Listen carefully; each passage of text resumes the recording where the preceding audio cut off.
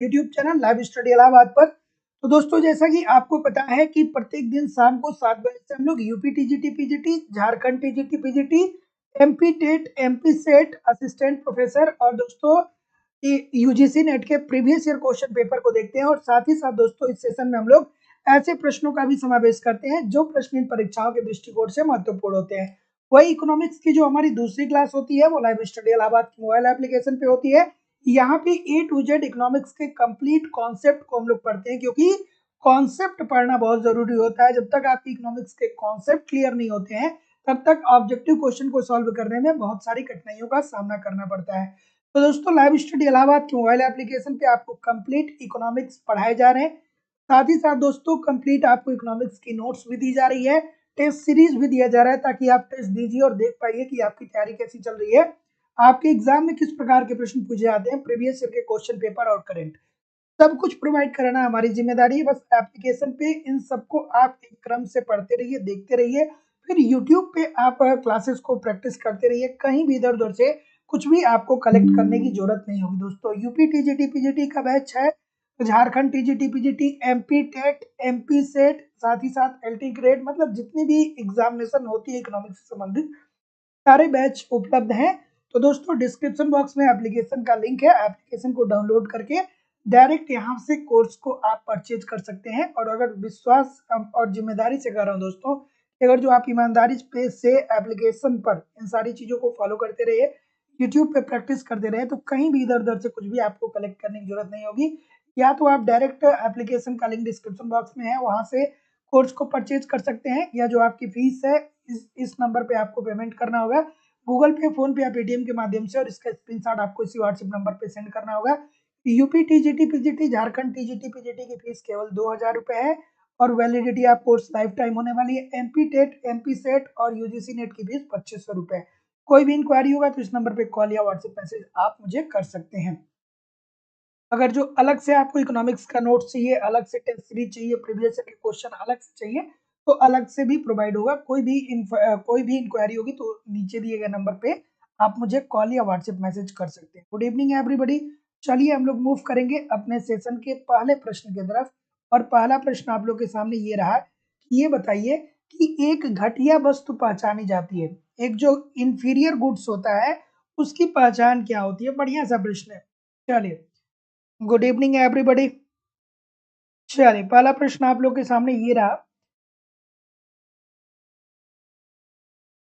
कि एक घटिया वस्तु कैसे पहचानी जाती है ना।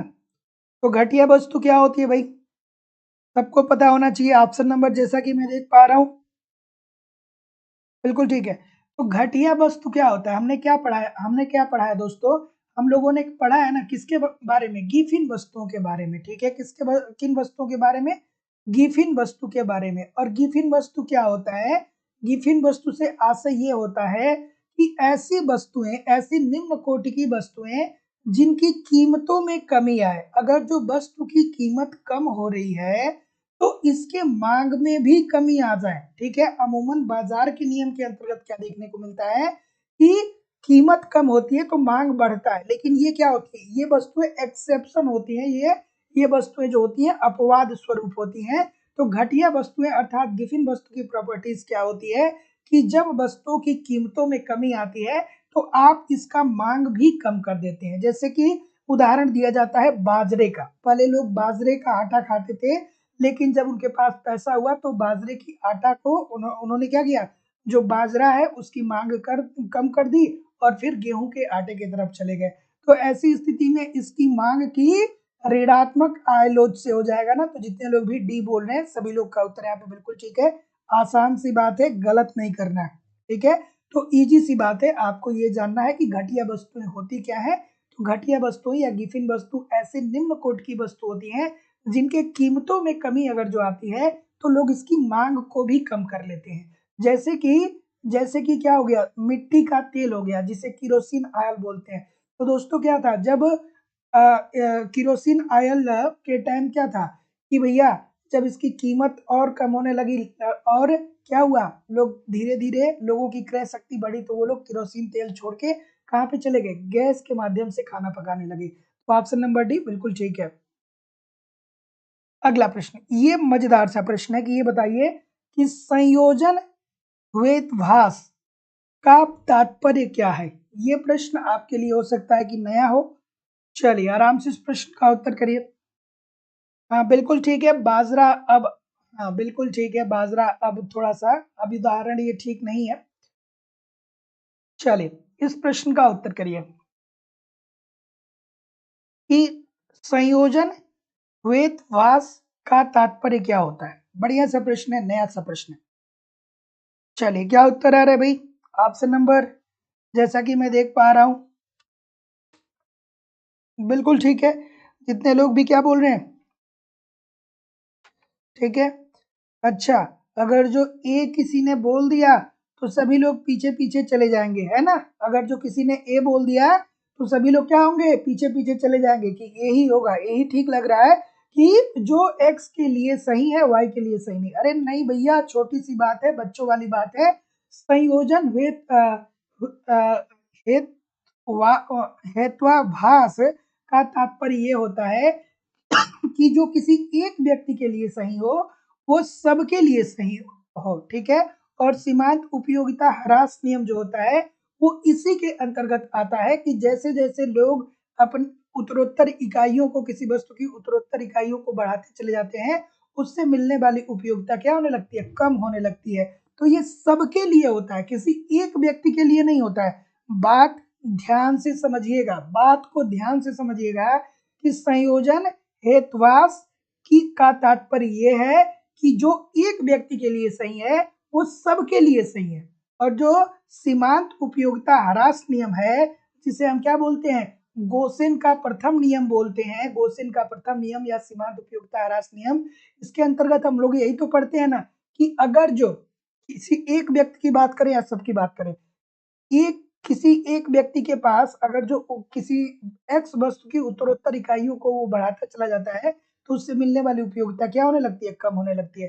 तो ये पर्टिकुलर किसी इंडिविजुअल पे भी अप्लाई होता है, और अगर जो पूरे समाज की बात करें, पूरे अर्थव्यवस्था की बात करें तो इस पर भी अप्लाई होता है। तो जितने लोग भी यहाँ पे बी बोलेंगे सभी लोग का उत्तर यहाँ पे एब्सोल्युटली ठीक होने वाला है। अगला प्रश्न, इस प्रश्न का उत्तर करिए कि विलासितापूर्ण वस्तुएं वे वस्तुएं होती हैं। ये आसान सा प्रश्न है, विलासितापूर्ण वस्तुएं वे वस्तुएं होती हैं। विलासितापूर्ण वस्तुओं का मतलब क्या होता है, ऐसी वस्तुएं जो जीवन जीने के लिए आवश्यक नहीं है लेकिन फिर भी अपने आप को कंफर्ट जोन में रखने के लिए हम इन वस्तुओं का प्रयोग करते हैं। ऐसी वस्तुएं जो होती हैं, हाँ बिल्कुल ठीक है, हाँ कुछ लोगों ने बी भी दिया, बिल्कुल आपकी बात से। तो विलासितापूर्ण वस्तुएं वे वस्तुएं होती हैं जो क्या होती हैं, जिंदगी जीने के लिए जरूरी नहीं है लेकिन लोग क्या करते हैं कि अपने कंफर्ट के लिए, अपने आराम के लिए इन वस्तुओं का इस्तेमाल करते हैं। जैसे रेडियो हो गया, जैसे टेलीविजन हो गया, जैसे फ्रिज हो गया, जैसे एयर कंडीशन हो गया, जैसे कार हो गया। ये सब क्या है कि भैया ठीक है हमारे पास पैसा है तो हम इसका इस्तेमाल करेंगे। तो क्या उत्तर हो जाएगा। और विलासिता वस्तुओं के संदर्भ में क्या होता है कि जब वस्तुओं की कीमतों में वृद्धि आती है तो समाज का एक वर्ग ऐसा होता है जो अपने मांग को कम करता है, लेकिन समाज का एक वर्ग ऐसा भी होता है जो अपने मांग को यथावत बनाए रखता है, ठीक है। तो जितने लोग भी ऑप्शन नंबर क्या बोल रहे हैं सर, जितने लोग भी ए बोल रहे हैं सभी लोग ए बोल रहे हैं। अच्छा, अगर जो आप ए बोल रहे हैं, देखते हैं, जिसकी मांग की आय लोच इकाई से अधिक हो, तो ये तो बात 100% ठीक है। तो अगर जो आप ये बोल रहे हैं तो इसमें क्या कमी है कि जो कीमत बढ़ने पे खरीदी जाती है ना। एप्पल के फोन महंगे होते हैं तो बहुत सारे लोग सोचते हैं कि चलो एप्पल के फोन सभी लोग नहीं खरीद पा रहे हैं, आईफोन सभी लोग नहीं खरीद पा रहे हैं, तो भैया जब कीमतें बढ़ेंगी तो हम खरीदेंगे, हम अपनी रईसी को दिखाएंगे कि हम बहुत अमीर हैं। तो कीमतें बढ़ने पर खरीदी जाती है, देयर इज नो डाउट, 100% ठीक है। जिसकी कुल उपयोगिता क्या होती है, सीमित होती है, बिल्कुल ठीक है। इसकी उपयोगिताएं भी जो होती हैं वो सीमित होती हैं। जैसे मान लीजिए कि आप क्या किए, एक बहुत महंगी पेंटिंग खरीद लिए, तो पेंटिंग खरीद के क्या करेंगे, दीवार में चिपका करके उसको क्या देखेंगे, उसको देखेंगे तब आपको आनंद, आपको क्या होगा, आनंद की अनुभूति होगी। नहीं देखेंगे नहीं होगा। तो जितने लोग भी क्या बोल रहे हैं, जी बोल रहे हैं उपरोक्त सभी लोग का उत्तर यहाँ पे एब्सोल्युटली सही हो जाएगा। सर सी ऑप्शन समझ नहीं आ रहा था। जिसकी कुल उपयोगिता सीमित होती है, बिल्कुल ठीक है भाई, कोई भी लग्जरी वस्तु आप लेंगे तो उसकी उपयोगिता सीमित ही तो होती है। अगर जो आपके पास रेडियो है तो रेडियो का कार्य क्या है कि भैया या तो आप गाना सुन सकते हैं उस पर, या तो आप न्यूज सुन सकते हैं। टेलीविजन जो है उस पे आप क्या कर सकते हैं, प्रोग्राम देख सकते हैं। तो सीमित ही तो है, ऐसा तो नहीं है कि टेलीविजन पे चढ़ के आप उसी टेलीविजन के माध्यम से एक स्थान से दूसरे स्थान पे चले जाएंगे, ऐसा तो है नहीं। अगला प्रश्न आपके सामने ये रहा। हाँ, कि अच्छा, अब सी समझ में आया, अब तक नहीं समझ में आया तो अब समझ में आ जाना चाहिए। अगला प्रश्न कि अर्थशास्त्र का कल्याण से संबंधित परिभाषा दी गई। बिल्कुल ठीक है, ये बहुत प्यारा सा प्रश्न है। बिल्कुल ठीक है, बिल्कुल ठीक है, बिल्कुल ठीक है। एक व्यक्ति के कल्याण में वृद्धि कितनी हो रही है या कितनी कमी हो रही है, ये भौतिक आगतों के आधार पे निर्धारित होगा। जो भौतिक आगम है, ठीक है, जो भौतिक आगम है उसी के आधार पे व्यक्तियों का क्या किया जाएगा, व्यक्तियों के कल्याण को इवेलुएट किया जाएगा। तो जितने लोग भी ऑप्शन नंबर यहाँ पे क्या बोल रहे हैं, जी बोल रहे हैं, मार्शल के द्वारा, सभी लोग का उत्तर यहाँ पे बिल्कुल ठीक है। Option number D according to the question this is the right answer हो जाएगा कि अर्थशास्त्र का कल्याण से संबंधित परिभाषा दी गई किसके द्वारा, मार्शल साहब के द्वारा दिया गया। Option number D according to the question this is the right answer हो जाएगा। अगला प्रश्न, चलिए क्या उत्तर होगा अगला प्रश्न, बिल्कुल इस प्रश्न का उत्तर करिए। हम्म, चलिए क्या उत्तर होगा भाई, लाइक शेयर क्यों नहीं कर रहे हैं, इतने सारे लोग जुड़े हैं, लाइक और शेयर कौन करेगा, आप नहीं करेंगे तो निवेदन है सभी लोगों से थोड़ा लाइक करिए, शेयर करिए, आपकी क्लास है तो जिम्मेदारी भी आपकी बनती है लाइक और शेयर करने का। अगला प्रश्न बहुत प्यारा सा है कि तटस्थता वक्र विश्लेषण में दो वस्तुएं के विनिमय का अनुपात दर्शाया जाता है। ये बहुत अच्छा प्रश्न, इजी सी बात है भाई, बिल्कुल ठीक है। बहुत सारे लोग कह रहे हैं सर जी ऑप्शन नंबर डी से, डी से दर्शाया जाता है। भाई कितनी बार बताया हूं, कितनी बार आप लोग पढ़े होंगे कि जो तटस्थता वक्र होता है ना, उपभोक्ता को समान संतुष्टि प्राप्त करने वाले दो दो या दो से अधिक संयोगों को क्या करता है, ये प्रकट करता है। तो जितने लोग भी ऑप्शन नंबर डी बोलेंगे ना, सब के सब गलत हो जाएंगे, और जितने लोग भी ऑप्शन नंबर बी बोलेंगे ना, सभी लोग का उत्तर बिल्कुल ठीक हो जाएगा। मूल बिंदु के और उन्नतोत्तर होता है, ठीक है।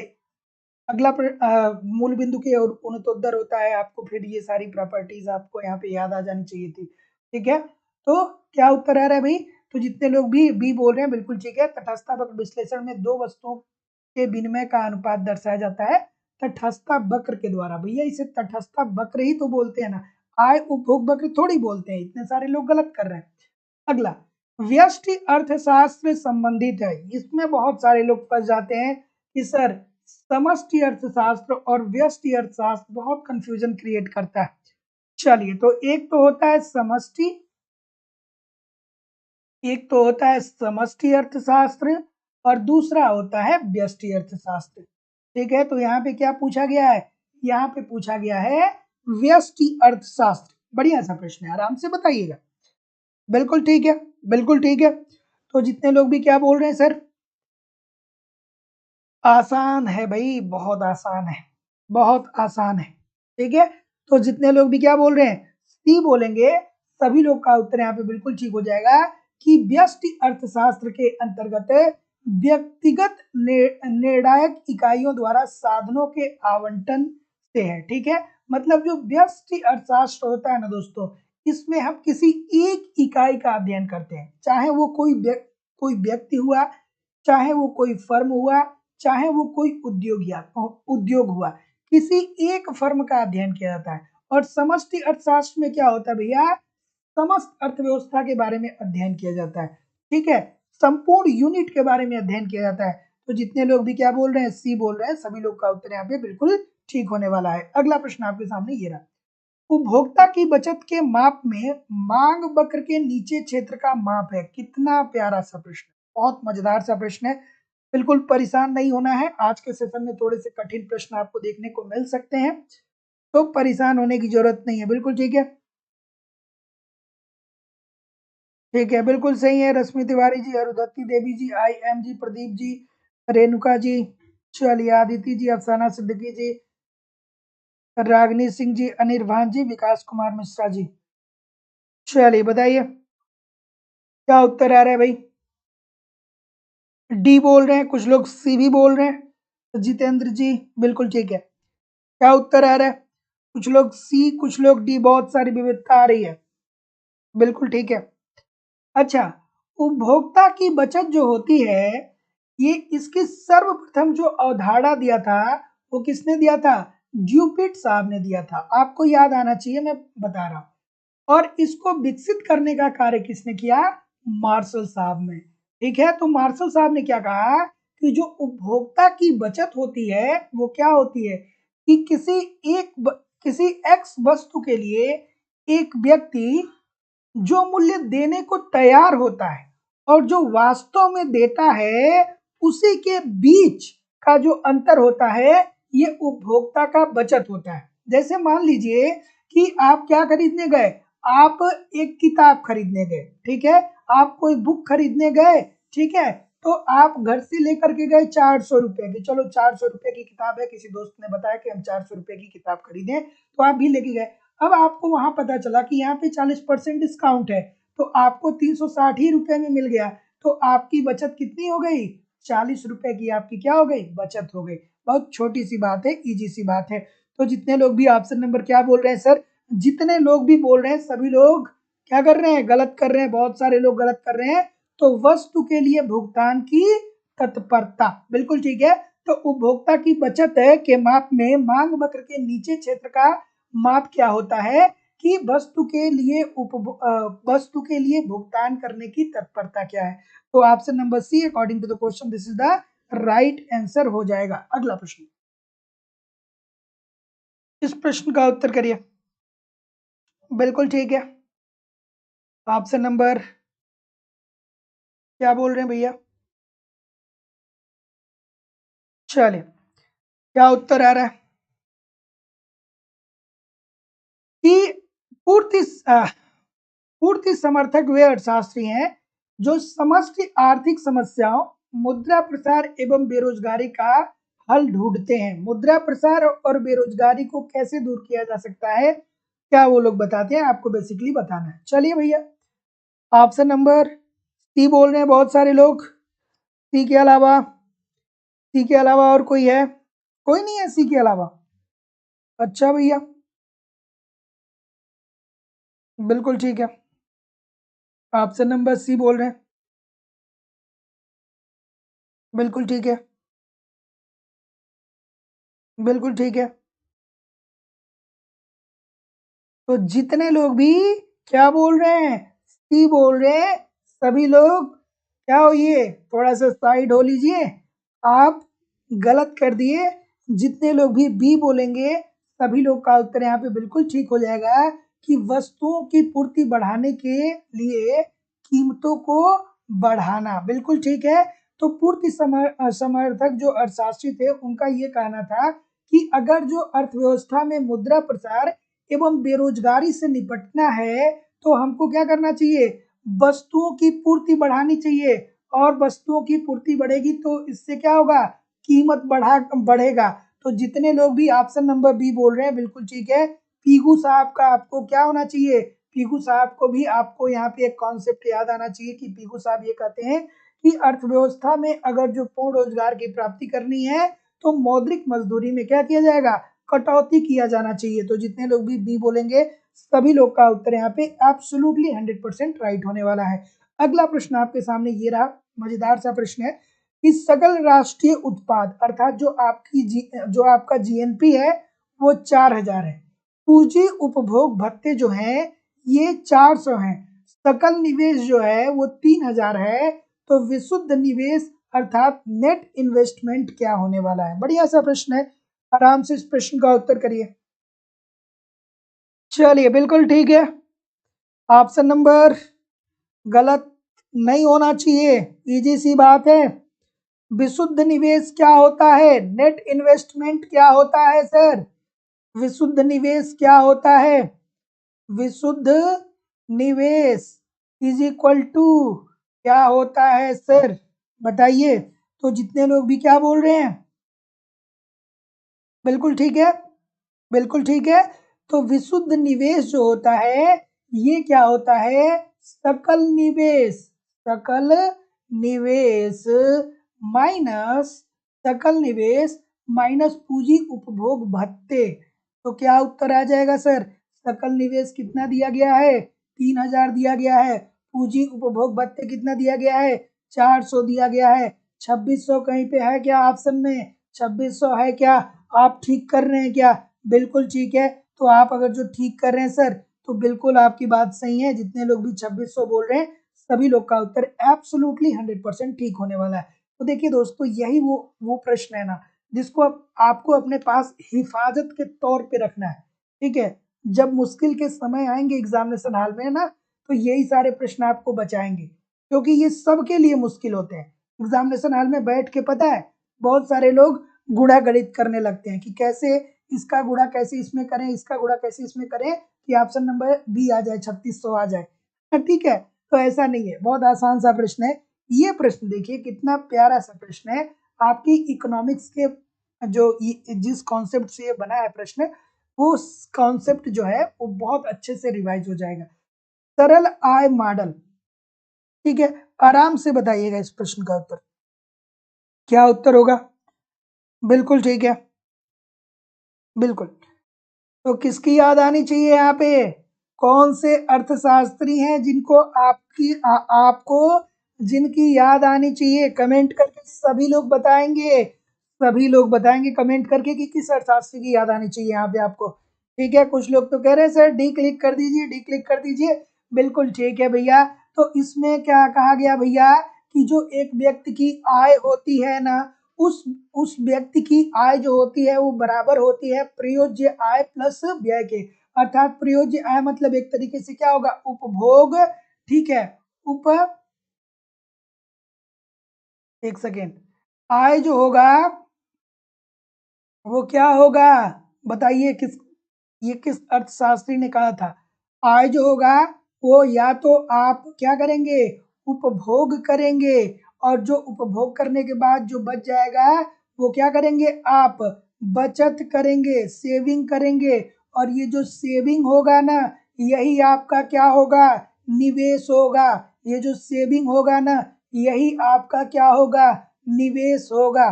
चलिए, तो जितने लोग भी केन साहब की याद कर रहे हैं ना, बहुत अच्छा आप कर रहे हैं। बस ध्यान से समझिएगा कि उन्होंने ये कहा था कि जो व्यक्ति की आय होती है उसके दो पार्ट होते हैं। पहला, या तो वो उपभोग करेगा, या जो उपभोग जब वो कर लेगा तो जो पैसा उसके पास बचेगा। ठीक है, यही लोगों की आय होती है। और ये जो बचत होता है ना, इसी बचत के बराबर ही वो निवेश करता है। जितना बचत करता है उतना ही निवेश करता है। तो क्या उत्तर आ रहा है भाई? आय का स्तर जहाँ प्रयोज्य आय व्यय के बराबर होता है, बिल्कुल ठीक है। आय का वह स्तर जहाँ I is equal to S होता है, मतलब saving is equal to investment होता है। और जहाँ वह स्तर जहाँ y is equal to C plus I होता है। ठीक है, मतलब y is equal to I, C is equal to उपभोग, C is equal to sorry y is equal to I, C is equal to उपभोग, और i इज इक्वल टू क्या होगा? Saving, investment. तो जितने लोग भी यहाँ पे क्या बोल रहे हैं? डी बोल रहे हैं, सभी लोग का उत्तर ठीक है। अगला प्रश्न, प्रतिष्ठित अर्थशास्त्रियों में मुद्रा पूर्ति के परिवर्तन से क्या होता है? थोड़ा आराम से करिएगा, थोड़ा बढ़िया से करिएगा, थोड़ा धैर्य बना के प्रश्न को करिएगा। ठीक है, चलिए इस प्रश्न का उत्तर करिए। क्या उत्तर आ रहा है भाई? बिल्कुल सही है। ऑप्शन नंबर जैसा कि मैं देख पा रहा हूँ, क्या बोल रहे हैं? ये बोल रहे हैं केवल कीमतों को प्रभावित करता है क्या? ये तो रट गया होगा, मैंने इतनी बार कराया है, रट जाना चाहिए भाई। ये तो मैंने बहुत बार कराया है। बिल्कुल ठीक है। तो जितने लोग भी ये बोलेंगे सभी लोग का उत्तर यहाँ पे बिल्कुल ठीक है। ये केवल और केवल कीमतों को प्रभावित करता है। अर्थात जो प्रतिष्ठित अर्थशास्त्री थे इन्होंने ये कहा था कि मुद्रा में जो परिवर्तन होता है वो केवल और केवल क्या करता है, कीमतों को प्रभावित करता है। ठीक है, और फिर इसके बाद कौन आते हैं, केन्स साहब, तो उनसे क्या चीजें याद आनी चाहिए, एक सेकेंड। ठीक है, तो जितने लोग भी ए बोल रहे हैं सभी लोग का उत्तर यहाँ पे बिल्कुल ठीक हो जाएगा। अगला प्रश्न, इस प्रश्न का उत्तर करिए। हम्म,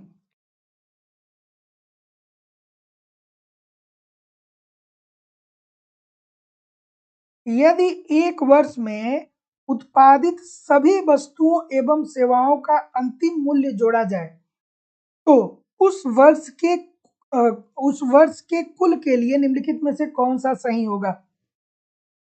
क्या उत्तर होगा भाई? ऑप्शन नंबर,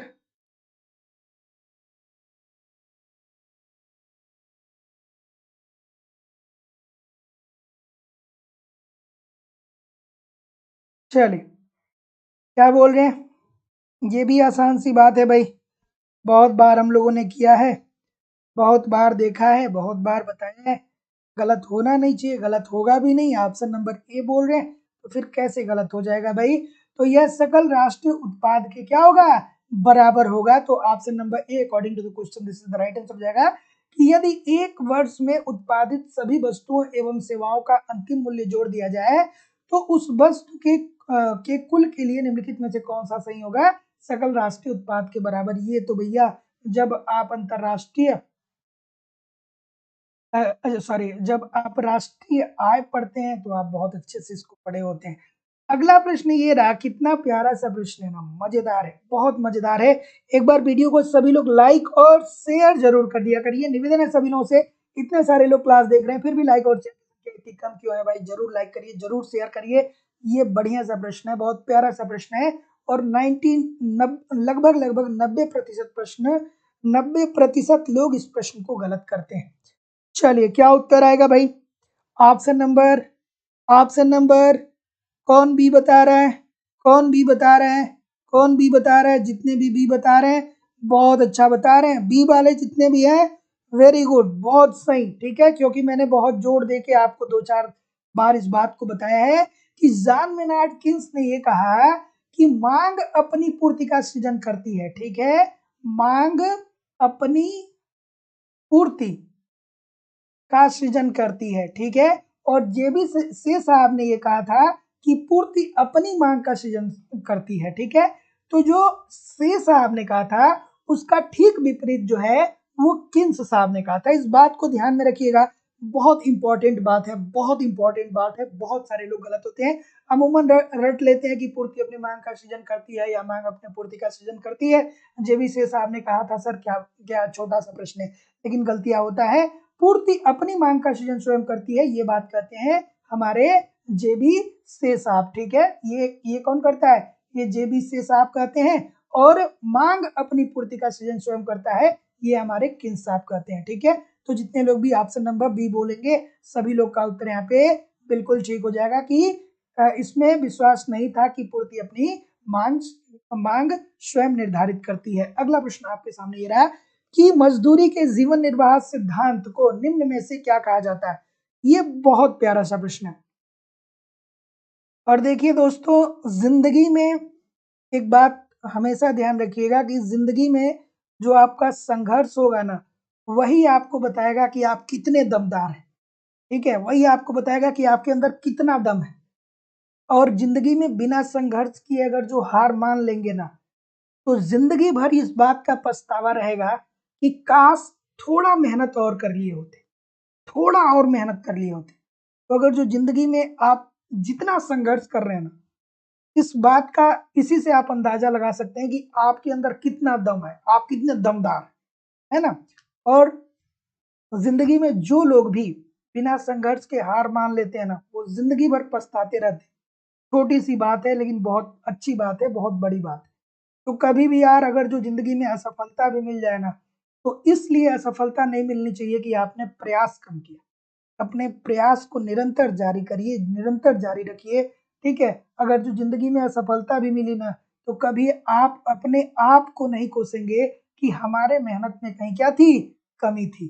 अगला प्रश्न आपके सामने ये रहा कि मजदूरी के जीवन निर्वाह सिद्धांत को निम्न में से क्या कहा जाता है।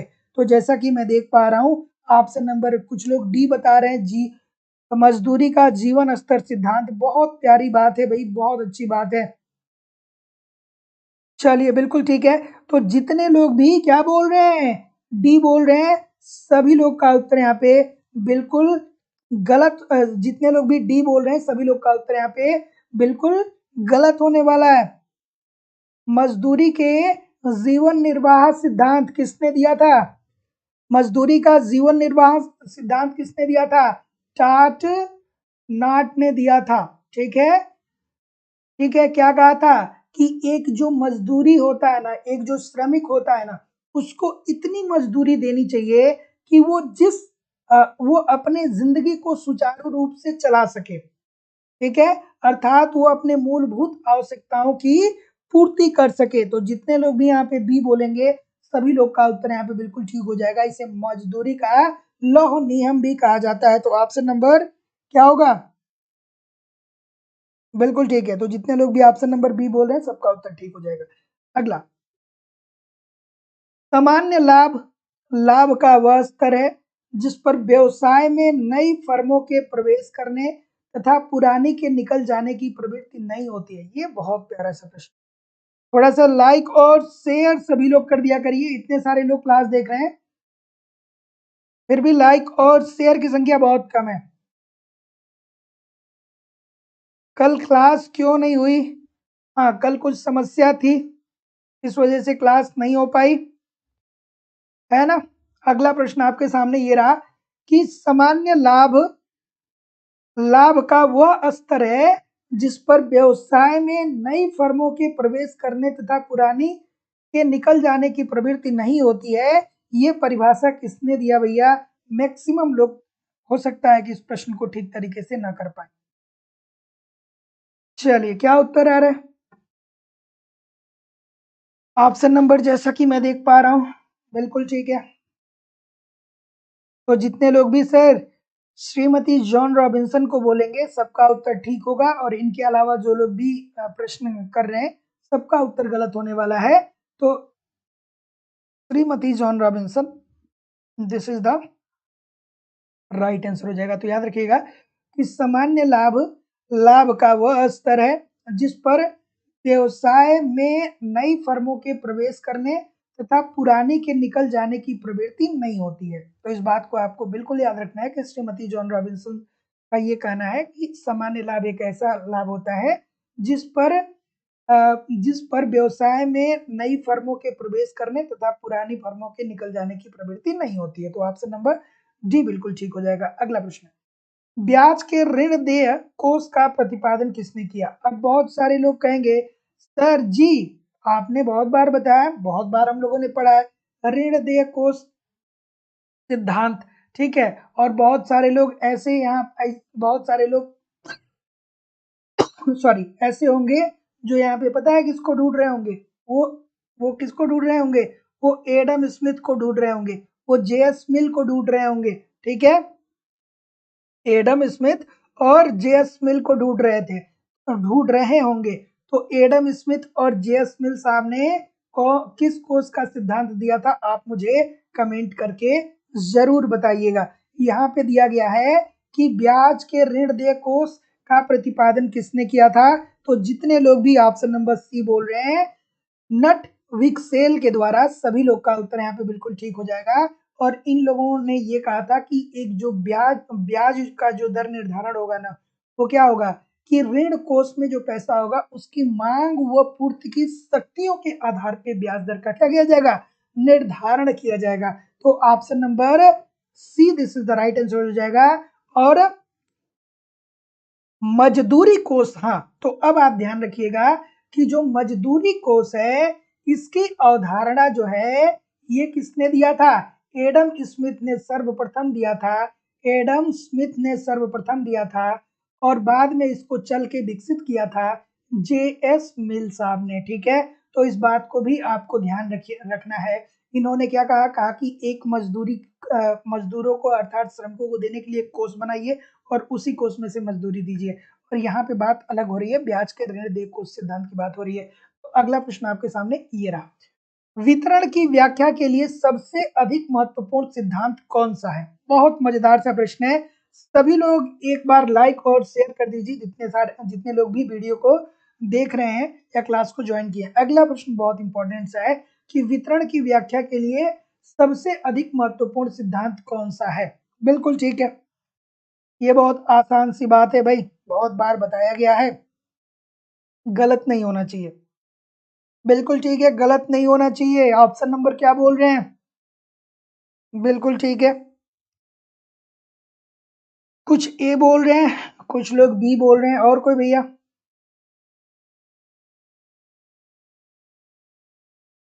सीमांत उत्पादकता सिद्धांत। क्यों? क्योंकि इसके अंतर्गत श्रमिकों को जो मजदूरी मिलती है उसके सीमांत उत्पादकता के बराबर मिलती है। तो जितने लोग भी ऑप्शन नंबर ए बोल रहे हैं सभी लोग का उत्तर बिल्कुल ठीक है।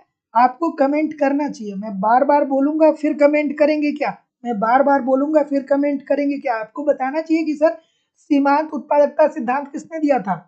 कमेंट करके आपको बताना चाहिए, जरूर कमेंट करके आप मुझे बताइए जरूर।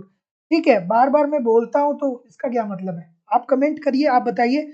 तो जितने लोग भी ऑप्शन नंबर ए बोल रहे हैं सभी लोग का उत्तर यहाँ पे बिल्कुल ठीक होने वाला है, सीमांत उत्पादकता सिद्धांत। और सीमांत उत्पादकता सिद्धांत के अनुसार एक श्रमिक को जो मजदूरी दी जाती है उसके सीमांत उत्पादकता के बराबर दी जाती है। और जितने लोग भी किसको बोल रहे हैं? क्लार्क साहब को बोल रहे हैं, जेबी क्लार्क को बोल रहे हैं, सभी लोग का उत्तर यहाँ पे बिल्कुल ठीक है। ये प्रश्न बहुत प्यारा सा है, बहुत बार आपके एग्जाम में पूछा गया है। और दोस्तों हमारी इकोनॉमिक्स की जो दूसरी क्लास चल रही है वो लाइव स्टडी इलाहाबाद के मोबाइल एप्लीकेशन पे चल रही है। यहाँ पे ए टू जेड इकोनॉमिक्स के सारे कॉन्सेप्ट आपको पढ़ाए जा रहे हैं। आपका अगर जो कॉन्सेप्ट क्लियर होगा तो ऑब्जेक्टिव क्वेश्चन को सॉल्व करने में बहुत सारी कठिनाइयों का सामना आपको नहीं करना पड़ेगा। कंप्लीट इकोनॉमिक्स के नोट्स दिए जा रहे हैं, साथ ही साथ टेस्ट सीरीज दिए जा रहे हैं, ताकि टेस्ट दीजिए, अपना इवेल्युएशन करिए कि आपकी तैयारी कैसी चल रही है, आपके एग्जाम में किस प्रकार के प्रश्न पूछे जाते हैं। प्रीवियस ईयर के क्वेश्चन पेपर और करंट सब कुछ प्रोवाइड कराना हमारी जिम्मेदारी है। ईमानदारी से एप्लीकेशन भी पढ़ते रहिए, यूट्यूब पे प्रैक्टिस करते रहिए, कहीं भी इधर उधर से कुछ भी कलेक्ट करने की जरूरत नहीं होगी। UP TGT PGT, Jharkhand TGT PGT, MP TET, MP SET, साथ ही साथ दोस्तों यूजीसी नेट, मतलब जितने भी एग्जाम है, अलग अलग बैचेज हैं। डिस्क्रिप्शन बॉक्स में एप्लीकेशन का लिंक है, एप्लीकेशन को डाउनलोड करके आप वहां से कोर्स को परचेज कर सकते हैं। या अगर जो कोई भी समस्या है तो इस नंबर पे आप मुझे कॉल करिए या इंक्वायरी कर सकते हैं। चलिए, मतलब व्हाट्सएप मैसेज कर सकते हैं, इंक्वायरी तो दोनों जगह हो जाएगी, कॉल पे भी मैसेज पे भी, ठीक है। चलिए, तो क्या उत्तर आ रहा है भाई कि एक ही वस्तु जिनका उत्पादन एक ही उत्पादक द्वारा किया जाता है, मूल्य भिन्न भिन्न क्रेताओं के हाथ विभिन्न मूल्यों पर बेचने की क्रिया को मूल्य विभेद कहते हैं। ये किसने वर्णित किया था? तो भैया सबको पता होगा, तो ये श्रीमती जॉन रॉबिन्सन का ये स्टेटमेंट है। Option number 1 according to the question this is the right answer हो जाएगा कि एक ही वस्तु जिनकी उत्पादकता एक ही उत्पादक द्वारा किया जाता है, भिन्न भिन्न मूल्य भिन्न भिन्न क्रेताओं के हाथ विभिन्न मूल्यों पर बेचने की क्रिया को मूल्य विभेद बोलते हैं। तो मूल्य विभेद में क्या होता है भैया कि उत्पादन लागत सेम होती है, 10 रुपए की होती है। हमारे यहाँ इलाहाबाद में अर्थात तो प्रयागराज में उसे क्या कर दिए, 12 रुपए में बेच दिए। आपके यहाँ लखनऊ में 14 रुपए का बेच दिए, ठीक है। कन्नौज में क्या किए, कन्नौज में 15 रुपए का बेच दिए। मेरठ में क्या किए, मेरठ में ले जाके 11 रुपए में ही बेच दिए। चलिए, इस प्रश्न का उत्तर बताइए, बढ़िया सा प्रश्न है कि एकाधिकार से आशय उस विक्रेता से है जिसकी वस्तु का मांग वक्र गिरता हुआ होता है, किसने परिभाषित किया? आज आपको बहुत सारे प्रश्न ऐसे देखने को मिलेंगे जो प्रश्न बहुत महत्वपूर्ण है, लेकिन अमूमन प्रैक्टिस में क्या होते हैं, कम होते हैं, बहुत प्रैक्टिस इसकी लोग नहीं करते हैं। और ऐसे ही प्रश्न जब एग्जामिनेशन में आते हैं ना, तो आपको लगता है कि यार ये तो आउट ऑफ सिलेबस पूछ दिया।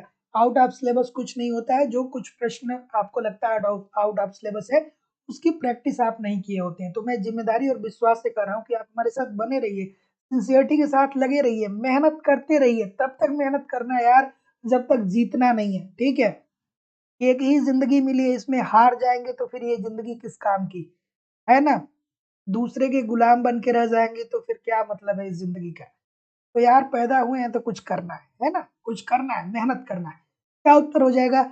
एकाधिकार से यहाँ से उस विक्रेता से जिसकी वस्तु का मांग वक्र गिरता हुआ होता है, किसने परिभाषित किया? तो ऑप्शन नंबर जैसा कि मैं देख पा रहा हूँ बी बोल रहे हैं सभी लोग। तो जितने लोग भी वर्नर की बात बोल रहे हैं सभी लोग का उत्तर यहाँ पे बिल्कुल ठीक हो जाएगा। ये जो परिभाषा है ये वर्नर साहब का है, ये चेम्बरलिन का नहीं है, आपको ध्यान में रखना है। ये स्पेसिफिकली परिभाषा दिया गया है। तो एकाधिकार से आशय उस विक्रेता से है जिसकी वस्तु का मांग वक्र गिरता हुआ होता है। ये परिभाषा जो दिया गया है वो वर्नर साहब के द्वारा दिया गया है। तो option number B according to the question this is the right answer हो जाएगा। अगला प्रश्न कि एक उत्पादक की स्वयं की पूंजी ब्याज है, ये बढ़िया सा प्रश्न है। आज प्रश्न गलत हो रहे हैं, हाँ कोई दिक्कत नहीं, आज का सेशन ऐसा है कि कुछ आपको बहुत सारे प्रश्न ऐसे नहीं मिलेंगे जो प्रश्न आप रेगुलर प्रैक्टिस करते हैं, बहुत सारे प्रश्न नए मिलेंगे। तो बिल्कुल निश्चिंत रहिए। बिल्कुल ठीक है, बिल्कुल ठीक है, बिल्कुल। वर्नर है, लर्नर नहीं है, वर्नर ही है। अगला क्या उत्तर होगा? ऑप्शन नंबर डी बोल रहे हैं क्या? अव्यक्त लागतें। और कोई भैया? बिल्कुल ठीक है, बिल्कुल। तो अव्यक्त लागत में क्या होता है? अव्यक्त लागत में ये होता है, देखिए ये कह रहा है कि एक उत्पादक की स्वयं की पूंजी ब्याज है, तो इसे हम लिख कहेंगे अव्यक्त लागत। और अव्यक्त लागत में क्या आ जाएगा कि अगर जो कोई कंपनी स्थापित आप करने जा रहे हैं या कोई काम आप करने जा रहे हैं, कोई बिजनेस करने आप जा रहे हैं, तो आप अपने ही भूमि पे कार्य करें या आप अपने ही घर में कार्य करें, तो आप अपने भूमि के लिए या अपने घर में कोई कार्य करने के लिए अपने आप को किराया तो देंगे नहीं, ठीक है? अपने आप को तो आप खुद से किराया देंगे नहीं कि हमारी भूमि की कीमत इतनी है तो इस हाथ से पैसा लो और इस हाथ में दे दो कि हमने खरीदा है, ऐसा तो आप बिल्कुल नहीं करेंगे। तो अव्यक्त लागत के अंतर्गत क्या आता है? आपकी अपनी भूमि जिसके स्वामी आप हैं और आपकी अपनी पूंजी, ठीक है? तो इस बात को याद रखिएगा, अपनी भूमि और पूंजी भाई आपकी होगी तभी तो आप लगाएंगे, दूसरे की पूंजी थोड़ी लगाएंगे। तो जितने लोग भी ऑप्शन नंबर डी बोलेंगे सभी लोग का उत्तर यहाँ पे एब्सोल्युटली 100% ठीक होने वाला है। अगला प्रश्न, वस्तु का मूल्य सीमांत लागत पर निर्भर करता है, किसने कहा था? चलिए क्या उत्तर होगा भाई? लाइक शेयर क्यों नहीं करते? इतने सारे लोग क्लास देख रहे हैं फिर भी लाइक और शेयर की संख्या बहुत कम है। सभी लोगों से निवेदन है कि थोड़ा सा वीडियो को लाइक और शेयर जरूर किया करिए, है ना? क्या उत्तर आ रहा है भाई? Option number C. अच्छा, और कोई? बिल्कुल ठीक है, बी भी कुछ लोग बता रहे हैं। सी बी, बहुत अच्छी बात है। तो जितने लोग भी यहाँ पे बी बोलेंगे सभी लोगों का उत्तर यहाँ पे बिल्कुल ठीक होने वाला है कि ये वस्तु का मूल्य सीमांत लागत पर निर्भर करता है। ये बात किसने कही है? मार्शल साहब ने कही है। और सीमांत लागत क्या होता है? किसी एक अतिरिक्त इकाई के उत्पादन के बदले लगने वाली लागत को ही क्या बोलते हैं? सीमांत लागत बोलते हैं। तो option number B according to the question this is the right answer हो जाएगा। एमसी इज इक्वल टू, आपको तुरंत यहाँ पे याद आना चाहिए, T C N minus T C N minus one, ठीक है? आप बहुत सब विस्तार से मैंने एप्लीकेशन पे इन सारी चीजों को पढ़ाया। अगला प्रश्न ये रहा, स्थिर लागत सदैव, स्थिर लागत वक्र सदैव कैसा होता है? ये इजी सा प्रश्न है भाई।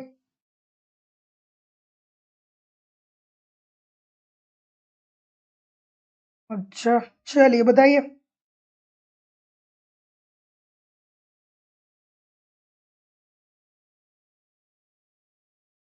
स्थिर लागत वक्र सदैव कैसा होता है? बिल्कुल ठीक है, ऑप्शन नंबर क्या बोल रहे हैं? बिल्कुल ठीक है, बिल्कुल ठीक है। सभी लोग सी बोल रहे हैं क्या? सभी लोग? सबको पता होता है भैया, सबको पता होगा, मुझे नहीं लग रहा है कि कोई गलत करेगा। स्थिर लागतें वे लागतें होती हैं, एक होता है स्थिर लागत और दूसरा होता है परिवर्तनशील लागत। तो स्थिर लागत का मतलब ये होता है कि इसका उत्पादन पे कोई प्रभाव नहीं पड़ता है, उत्पादन में परिवर्तन पे कोई प्रभाव नहीं पड़ता है। जैसे आपकी भूमि है, ठीक है, भूमि हो गया, ठीक है, साथ ही साथ में आप श्रमिक जुटाएंगे तो स्टार्टिंग दौर में श्रमिक रहेंगे, आपकी जो पूंजी रहेगी। और परिवर्तनशील लागत में क्या होगा कि बाद में चल के आप क्या करेंगे कि मशीन को अपग्रेड करेंगे और ठीक है, साथ ही साथ श्रमिकों की संख्या को बढ़ाएंगे। लेकिन स्टार्टिंग दौर में क्या होता है कि कम से कम कुछ आपको कुछ ऐसे संसाधन चाहिए होते हैं जो आपको उत्पादन प्रक्रिया के पहले इन साधनों पर व्यय करना पड़ता है, ठीक है। उत्पादन के कुछ ऐसे साधन होते हैं जो क्या किया करना पड़ता है, उत्पादन के पहले इन सारी चीजों पे व्यय करना पड़ता है। जैसे भूमि हो गया, जैसे श्रमिक हो गए, जैसे मशीन हो गया।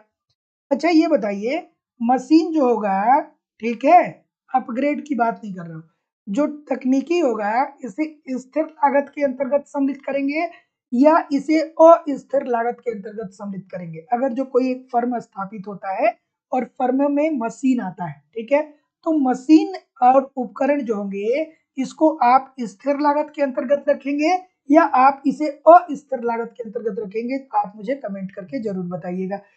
अगला प्रश्न आपके सामने ये रहा कि कुल स्थिर लागत तथा कुल परिवर्तनशील लागत को जोड़ने पर निम्न में से क्या होगा? बढ़िया सा प्रश्न है, आराम से इस प्रश्न का उत्तर करिए। बिल्कुल ठीक है, बिल्कुल ठीक है।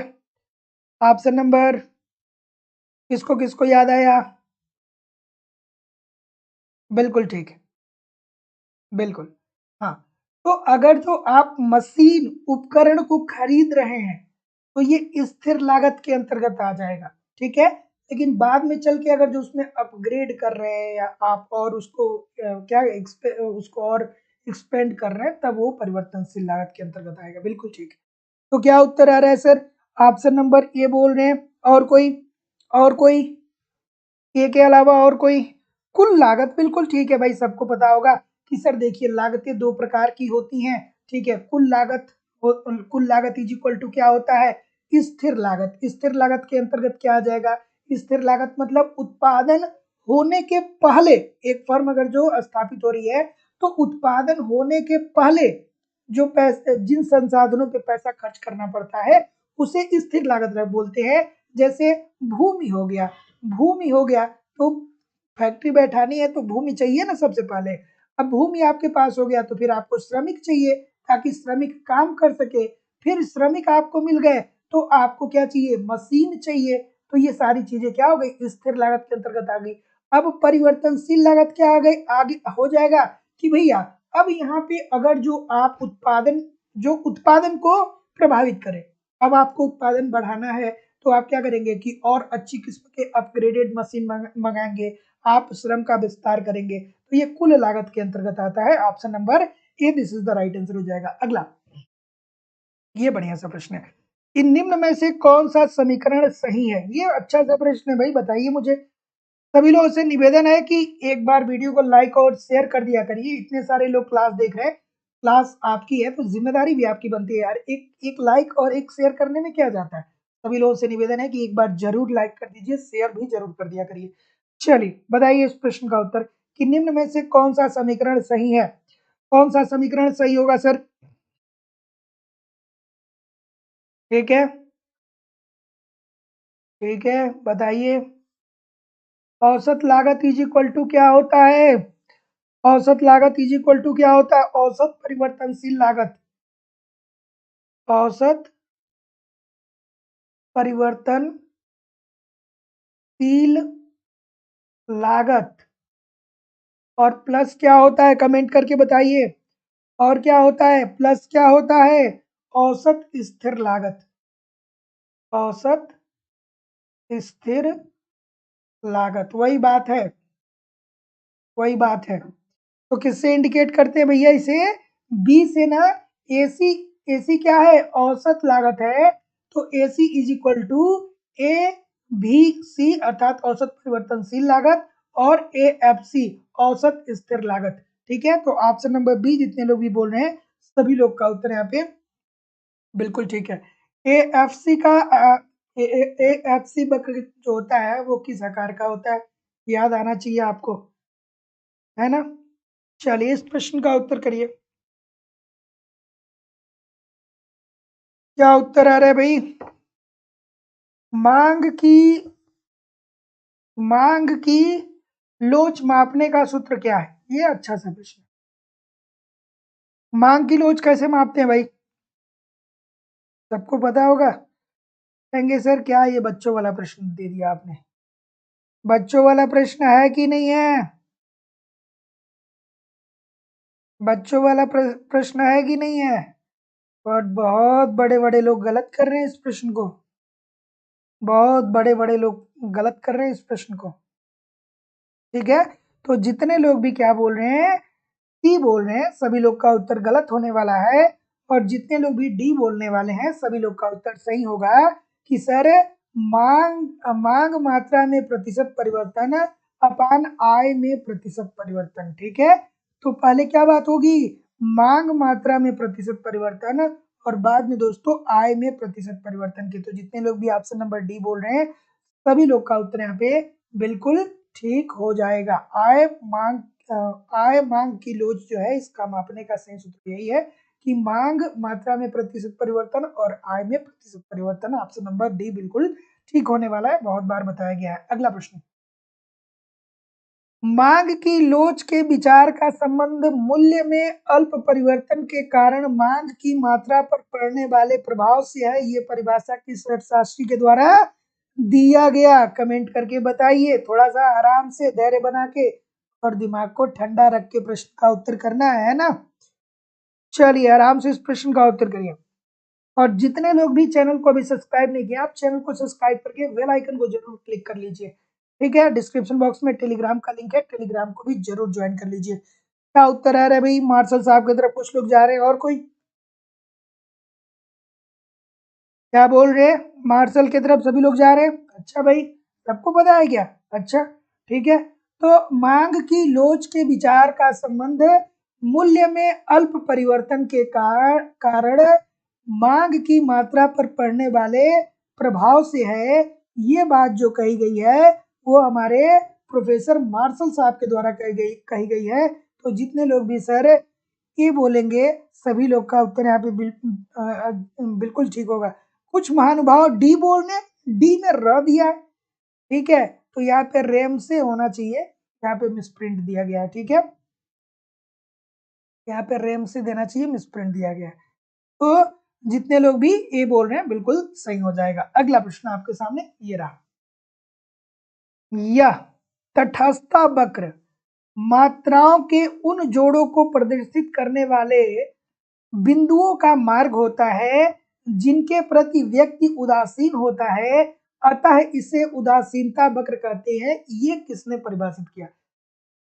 इस प्रकार के प्रश्नों को आपने संभाल लिया दोस्तों, संभाल लिया मतलब ठीक कर दिया, तो आप सिलेक्शन से बहुत करीब चले जाएंगे, क्योंकि 90% लोग इस प्रश्न को गलत करते हैं।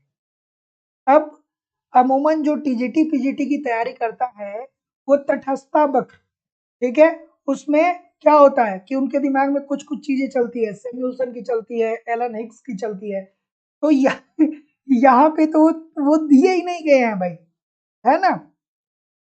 यहाँ पे तो वो महानुभाव है ही नहीं, तो फिर क्या करेंगे भाई? तो कुछ लोग कहेंगे सर बोल्डिंग साहब कुछ परिभाषाएं दिए हैं, तो हो सकता है कि बोल्डिंग साहब इसका राइट आंसर हो। तो कुछ लोग ऑप्शन नंबर ए पे टिक कर जाएंगे। ए पे टिक कर रहे हैं ना सभी लोग? ठीक है, तो जितने लोग भी ए बोल रहे हैं क्या सही है? जितने लोग भी ए बोल रहे हैं सभी लोग का उत्तर ठीक है। और कोई भैया? बिल्कुल ठीक है, ये जितने लोग भी बोल रहे हैं सभी लोग का ठीक है। ये के ई बोल्डिंग साहब ने ये परिभाषा दिया है कि यह तटस्थता वक्र मात्राओं के उन जोड़ों को प्रदर्शित करने वाले बिंदुओं का मार्ग होता है जिनके प्रति व्यक्ति उदासीन होता है, अतः इसे उदासीन वक्र कहा जाता है। ये परिभाषा बोल्डिंग साहब ने दिया है। अगला प्रश्न, तटस्थता वक्र विश्लेषण के आधार पर कीमत प्रभाव किससे दर्शाया जाता है? कितना प्यारा सा प्रश्न है, एक बार नहीं बहुत बार आपके एग्जाम में ये प्रश्न पूछा गया है। थोड़ा आराम से करिएगा, थोड़ा धैर्य से इस प्रश्न का उत्तर करिएगा। बिल्कुल ठीक है, क्या उत्तर आ रहा है सर? ऑप्शन नंबर बिल्कुल ठीक है, क्या बोल रहे हैं? तो सबसे पहले तो आपको ठीक है, पहले आप बताइए मुझे आधार पे कीमत प्रभाव इज इक्वल टू क्या होता है? आय प्रभाव प्लस प्रतिस्थापन प्रभाव। आप यही तो कहेंगे। अगर जो मैं आपसे पूछूं कि ये बताइए कि कीमत प्रभाव इज इक्वल टू क्या होगा, तो आप कहेंगे सर कीमत प्रभाव इज इक्वल टू होता है आय प्रभाव और प्लस आय प्रभाव प्लस प्रतिस्थापन प्रभाव, यही तो होता है ना, आपको याद आना चाहिए। तो क्या उत्तर आ रहा है भाई? ऑप्शन नंबर डी बोल रहे हैं। ठीक है, तो कीमत परिवर्तन क्या होता है? बिल्कुल ठीक है। तो जितने लोग भी ऑप्शन नंबर क्या बोल रहे हैं, डी बोल रहे हैं, सभी लोग का उत्तर यहाँ पे बिल्कुल ठीक हो जाएगा, कीमत उपभोग वक्र से। तो तटस्थता वक्र विश्लेषण के आधार पर कीमत प्रभाव किससे दर्शाया जाता है? तो कीमत उपभोग वक्र से। और कीमत प्रभाव क्या होता है दोस्तों, कि अगर जो अन्य बातें समान रहे तो किसी वस्तु की कीमत में किसी वस्तु की कीमत में कमी आने के कारण इसके मांग में क्या होती है? मांग में वृद्धि आ जाती है। तो जितने लोग भी कीमत उपभोग वक्र की बात बोल रहे हैं, सभी लोग का उत्तर यहाँ पे बिल्कुल ठीक हो जाएगा। अगला प्रश्न आपके सामने ये रहा कि आय प्रभाव का अध्ययन करते समय क्या स्थिर माना जाता है? ठीक है, आय प्रभाव का अध्ययन करते समय क्या स्थिर माना जाता है? क्या सेशन बहुत कठिन है क्या? सेशन आज के जो क्वेश्चंस हैं ये बहुत कठिन है क्या? है ना? ठीक है, देखिए मैं आप लोगों को उस प्रकार का धावक बनाना चाहता हूं कि अगर जो आपकी दौड़ आपको दलदल में भी दलदल में खड़ा करके भी दौड़ाया जाए तो आप दौड़ ले, आप पार कर जाएं अपने लक्ष्य को। ठीक है, एकदम अगर जो सतह खराब भी हो, मतलब पेपर अगर जो कठिन भी हो, तो भी आप क्या कर पाए? सफलता प्राप्त कर पाए। तो ये उस स्तर के क्वेश्चन आपके सामने लाए जाते हैं। ठीक है, अदरवाइज आप देखते ही हैं बीच बीच में, मतलब मॉडरेट सेशन भी होते हैं, इजी सेशन भी होते हैं, कठिन सेशन भी होते हैं ना। तो हर तरीके से तैयारी करके जाना एग्जामिनेशन हॉल में। इस प्रश्न का उत्तर करिए कि आय प्रभाव का अध्ययन करते समय क्या स्थिर माना जाता है? तो जितने लोग भी क्या बोल रहे हैं, जितने लोग भी क्या बोल रहे हैं, सी बोल रहे हैं, सभी लोग सी बोल रहे हैं। तो जितने लोग भी सी बोल रहे हैं, सभी लोग का उत्तर यहाँ पे बिल्कुल ठीक हो जाएगा कि आय प्रभाव का अध्ययन करते समय क्या स्थिर मानते हैं? तो वस्तुओं की कीमतों को हम क्या कर लेते हैं? स्थिर मान लेते हैं। तो इसमें भी फिर वही बात होगी ना कि अन्य बातें जब समान रहती है तो वस्तु की कीमतों में परिवर्तन के कारण मांग पर क्या असर पड़ता है? तो ऑप्शन नंबर जितने लोग भी सी बोल रहे हैं, सभी लोग की उत्तर यहाँ पे बिल्कुल ठीक हो जाएगा। सॉरी, आय में परिवर्तन के कारण, आय में परिवर्तन के कारण वस्तुओं की मांग में क्या परिवर्तन होता है? तो जितने लोग भी सी बोल रहे हैं, सभी लोग का उत्तर यहाँ पे बिल्कुल ठीक हो जाएगा। अगला, उत्पादन संभावना वक्र का ढाल कैसा होता है भैया? इतने सारे प्रश्न आपको करवाए जा रहे हैं, बहुत मेहनत से एक एक प्रश्न लाए जाते हैं, फिर भी बहुत सारे महानुभाव ऐसे हैं जो वीडियो को लाइक नहीं करते हैं, जो वीडियो को शेयर नहीं करते हैं। क्यों नहीं लाइक करते हैं भाई, क्यों नहीं शेयर करते हैं? ठीक है, चलिए इस प्रश्न का उत्तर करिए। सभी लोगों से निवेदन है कि लाइक और शेयर जरूर किया करिए क्लास को। अगला प्रश्न आपके सामने रहा कि उत्पादन संभावना वक्र का ढाल कैसा होता है? कुछ लोग कहेंगे सर जी ए होता है। अच्छा भैया, ए होता है, धनात्मक क्यों नहीं होता है? अगर जो ए होता है तो धनात्मक क्यों नहीं होगा? बिल्कुल ठीक है, बिल्कुल ठीक है। तो ये उत्पादन संभावना वक्र, अगर जो मैं आसान भाषा में आपसे कहूं कि इस उत्पादन संभावना वक्र से आशय क्या है, तो इससे आशय ये होता है कि एक देश के अंदर जो समस्त भौतिक संसाधन है, अर्थात जो आपके अपने संसाधन है, उन संसाधनों का उपयोग अनुकूलतम उपयोग करके आप अपने उत्पादन को किस स्तर तक पहुंचाते हैं। अगर जो आसान से आसान शब्द में बताऊं तो उत्पादन संभावना वक्र के अंतर्गत दोस्तों हम लोग क्या देखते हैं, यही देखते हैं कि एक देश के पास जो भौतिक संसाधन है, इन संसाधनों का उपयोग करके अनुकूलतम उपयोग करके एक देश उत्पादन के किस स्तर को क्या कर सकता है, प्राप्त कर सकता है। आसान है कि नहीं है? बहुत आसान है, सब कुछ आसान है। और इसका ढाल जो होता है वो क्या होता है, ऋणात्मक होता है। Option number A according to the question this is the right answer हो जाएगा। अगला प्रश्न बहुत प्यारा सा है कि राष्ट्रीय आय तथा आर्थिक कल्याण के परस्पर संबंध की व्याख्या सर्वप्रथम किस अर्थशास्त्री के द्वारा किया गया। राष्ट्रीय आय तथा अधिक कल्याण के परस्पर संबंध की व्याख्या सर्वप्रथम किसने किया था। दोस्तों आपको याद आना चाहिए, पता होना चाहिए कि किसने कहा था कि अगर जो राष्ट्रीय आय में निरंतर वृद्धि हो रही है तो ये इस बात का सूचक है कि देश के आर्थिक कल्याण में वृद्धि आ रही है। ये स्टेटमेंट किसने दिया था आपको याद आना चाहिए। मैं कई बार करवाया हूं कि अगर जो कोई राष्ट्र आर्थिक कल्याण कर रहा है और कितना कल्याण कर रहा है, इसका आकलन जो हो जाएगा वो राष्ट्र के राष्ट्रीय आय से किया जाएगा। ऑप्शन नंबर डी बोल रहे हैं, बहुत सारे लोग डी बोल रहे हैं, डी बोल रहे हैं। और कोई भाई डी के अलावा, डी के अलावा, डी के अलावा कोई नहीं है। डी के अलावा पीकू साहब की तरफ सभी लोग बोल रहे हैं। जितने लोग भी डी बोलेंगे सबका उत्तर गलत होगा, जितने लोग भी डी बोलेंगे सबका उत्तर गलत होगा, जितने लोग भी ए बोलेंगे, जितने लोग भी सी बोलेंगे सबका उत्तर सही होगा। ठीक है, तो जितने लोग भी सी बोल रहे हैं सर, सभी लोग का उत्तर यहाँ पे बिल्कुल ठीक है। मार्शल साहब ने ये बात कही थी कि एक राष्ट्र के आर्थिक कल्याण का आकलन उस राष्ट्र के राष्ट्रीय आय से लगाना चाहिए। अगर जो राष्ट्रीय आय में वृद्धि हो रही है, इट मीन्स कि राष्ट्र के आर्थिक कल्याण में भी राष्ट्र के अगर जो कोई देश है उसके राष्ट्रीय आय में वृद्धि हो रही है तो उस देश के कल्याण में भी वृद्धि हो रही है। ठीक है, और कल्याण का मतलब क्या है कि लोगों की लाइफ स्टाइल बेहतर हो रही है, लोग आधारभूत संरचना बेहतर हो रहा है, शिक्षा, स्वास्थ्य, परिवहन, बिजली सब कुछ अच्छी हो रही है। तो इजी सी बात है, आज की बात कभी आपको भूलना नहीं है कि मार्शल साहब ने ये बात कही थी कि यदि किसी राष्ट्र के राष्ट्रीय आय में वृद्धि हो रही है तो वो उस राष्ट्र में आर्थिक कल्याण उस राष्ट्र का आर्थिक कल्याण भी बढ़ रहा है। ऑप्शन नंबर सी बिल्कुल ठीक हो जाएगा। अगला, राष्ट्रीय आय मापने की कितनी विधियां हैं भैया? राष्ट्रीय आय मापने की विधियां कौन कौन सी है? बिल्कुल ठीक है, बिल्कुल ठीक है। अगला प्रश्न, ये तो आसान सा प्रश्न है, ये आसान सा प्रश्न है कि राष्ट्रीय आय मापने की कितनी विधियां हैं भैया? दो विधि है, दो विधि है, दो विधियां हैं। कुछ महानुभाव दो जानते हैं क्या? एक आय विधि और एक व्यय विधि, और तीसरी कौन है?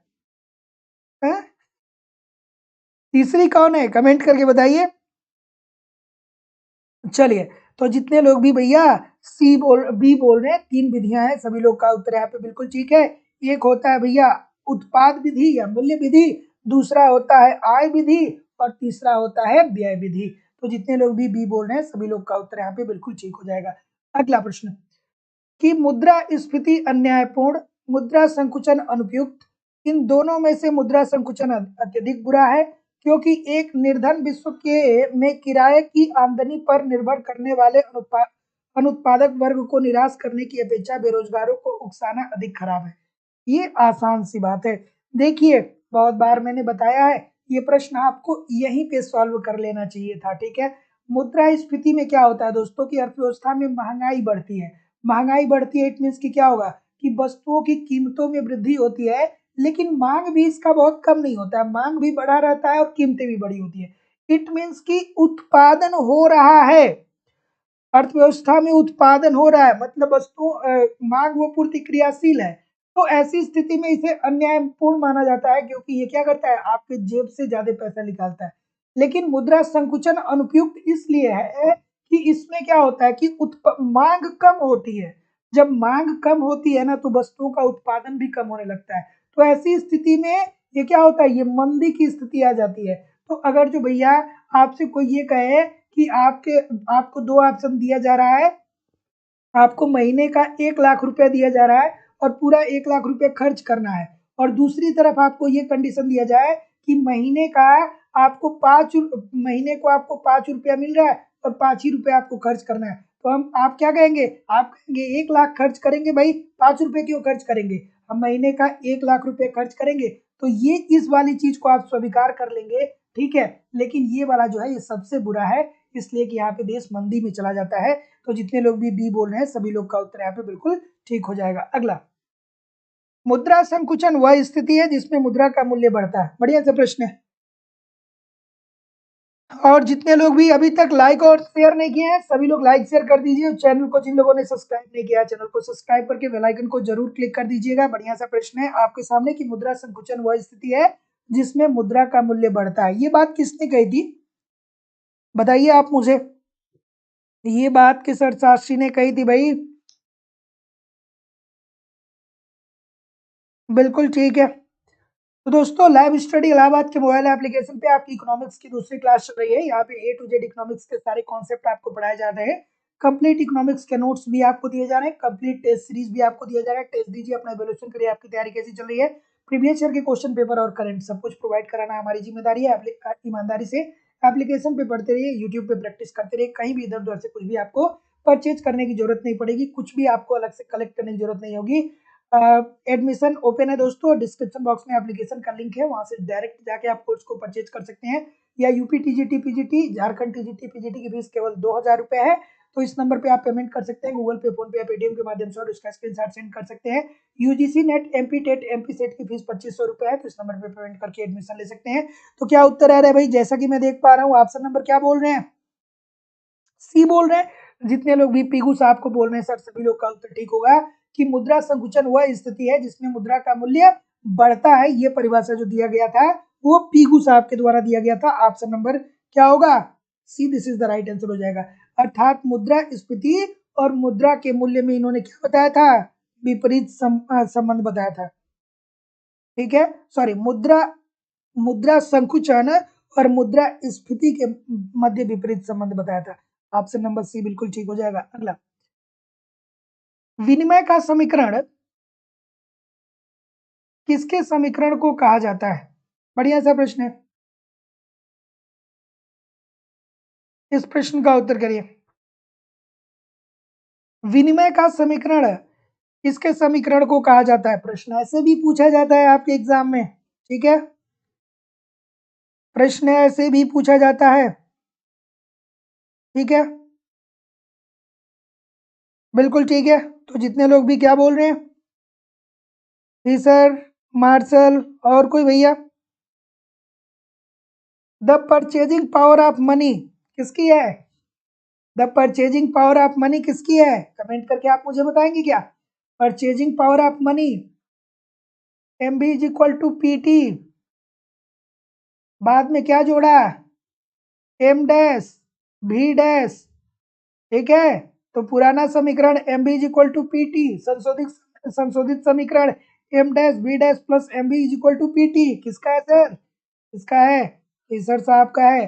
तो इसी को हम लोग विनिमय का समीकरण भी कहते हैं। तो जितने लोग भी ऑप्शन नंबर ए बोल रहे हैं, purchasing power of money, the purchasing power of money, ये पुस्तक फिशर साहब ने लिखी थी और उसी में ये बात बताई थी। क्या बताया था कि मुद्रा के मूल्य में अगर जो 2 गुने की वृद्धि होती है तो मुद्रा के मूल्य में वृद्धि होती है तो कीमत स्तर में 2 गुने की वृद्धि, और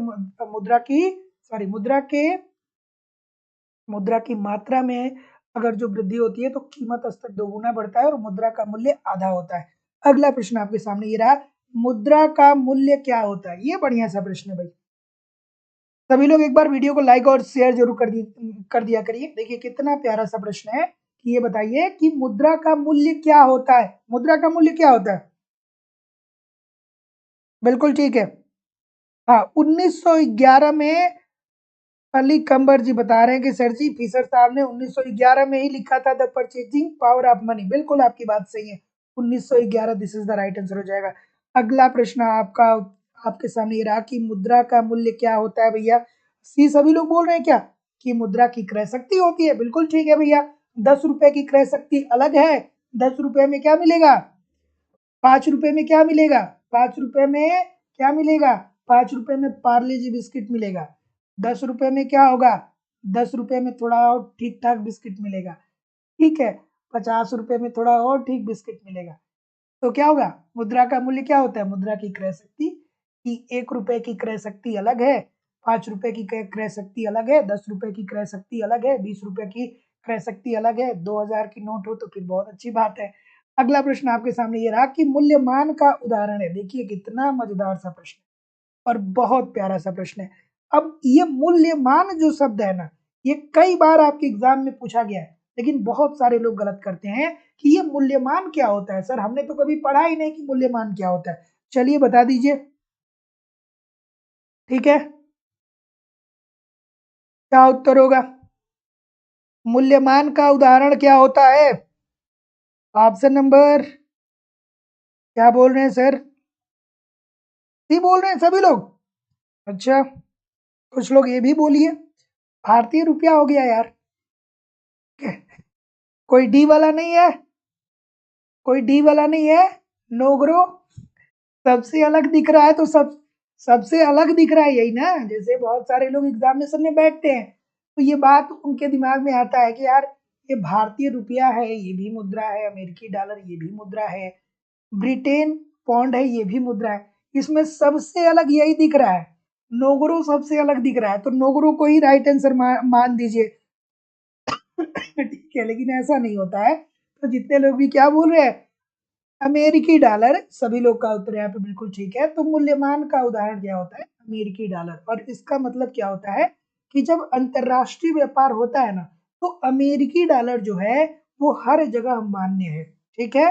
और जब अंतरराष्ट्रीय व्यापार होता है, जब एक देश दूसरे देश से व्यापार करते हैं ना तो वो जो विनिमय होता है वो अमेरिकी डॉलर में कर सकते हैं। ठीक है। तो जितने लोग भी सी बोल रहे हैं सभी लोग का उत्तर यहाँ पे बिल्कुल ठीक हो जाएगा। अगला प्रश्न। तो ये बात आप ध्यान से रखिएगा कि मूल्यमान मुद्रा का मतलब वो होता है कि ऐसी मुद्रा जो अंतरराष्ट्रीय बाजार में हर जगह मान्य होते हैं। अगला प्रश्न। चलिए थोड़ा लाइक शेयर जरूर किया करिए। जितने लोग भी चैनल को सब्सक्राइब नहीं किए हैं आप चैनल को सब्सक्राइब कर लीजिए। आप हमारे साथ बने रहिए। मैं जिम्मेदारी और विश्वास से कह रहा हूँ ना कि जब आप एग्जामिनेशन हॉल में बैठेंगे ना तो आपको ऐसा कुछ भी वहां नहीं लगने वाला है जो आपने इकोनॉमिक्स में कभी पढ़ा ही ना हो, कभी देखा ही ना हो। सब कुछ दिखेगा। बस आप मुझे टाइम दीजिए। ठीक है। उसके बाद सब कुछ ठीक होने वाला है। मुद्रा कोई भी वह वस्तु है जो विनिमय के माध्यम के रूप में स्वीकार की जाती है तथा उसी समय मूल्य मापन, मापक और संचय का भी कार्य करती है। किसने कहा था सर? ये तो सभी लोग बोल देंगे कि सर ऑप्शन नंबर सी पे टिक कर दीजिए। ठीक है। तो मुद्रा जो है वो संचय का भी कार्य करती है। ये मूल्य का माप तो करती है लेकिन संचय का भी कार्य करती है। ठीक है। मूल्यों का माप करती है और संचय भी करता है। तो जितने लोग भी क्या बोल रहे हैं क्राउथर साहब की तरफ जा रहे हैं सभी लोग का उत्तर यहाँ पे बिल्कुल ठीक हो जाएगा। Option number C Crowther this is the right answer हो जाएंगे। तो मुद्रा कोई भी वह वस्तु है जो विनिमय के माध्यम के रूप में स्वीकार की जाती है तथा उसी समय मूल्य मापक एवं संचय का भी कार्य करती है। अब आपको यहाँ पे प्रतिष्ठित अर्थशास्त्री याद आने चाहिए कि प्रतिष्ठित अर्थशास्त्रियों ने कहा कि सर जो मुद्रा होता है ना वो केवल और केवल विनिमय का माध्यम है। याद आया? ठीक है। किन साहब ने क्या कहा फिर बाद में आए तो आप मुझे बताइए। हर बात मैं ही थोड़ी बताऊंगा आपको, आप भी मुझे कुछ बताइए। इतने सारे लोग हैं। ठीक है। अगला प्रश्न कि जब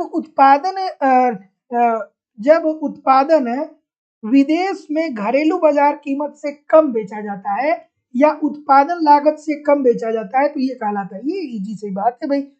प्रश्न की भाषा को समझ लेंगे तो बहुत आसानी से इस प्रश्न का उत्तर कर पाएंगे। Need PDF sir. पीडीएफ कैसे मैं बताऊं? टेलीग्राम को ज्वाइन कर लीजिए। क्या उत्तर होगा भाई?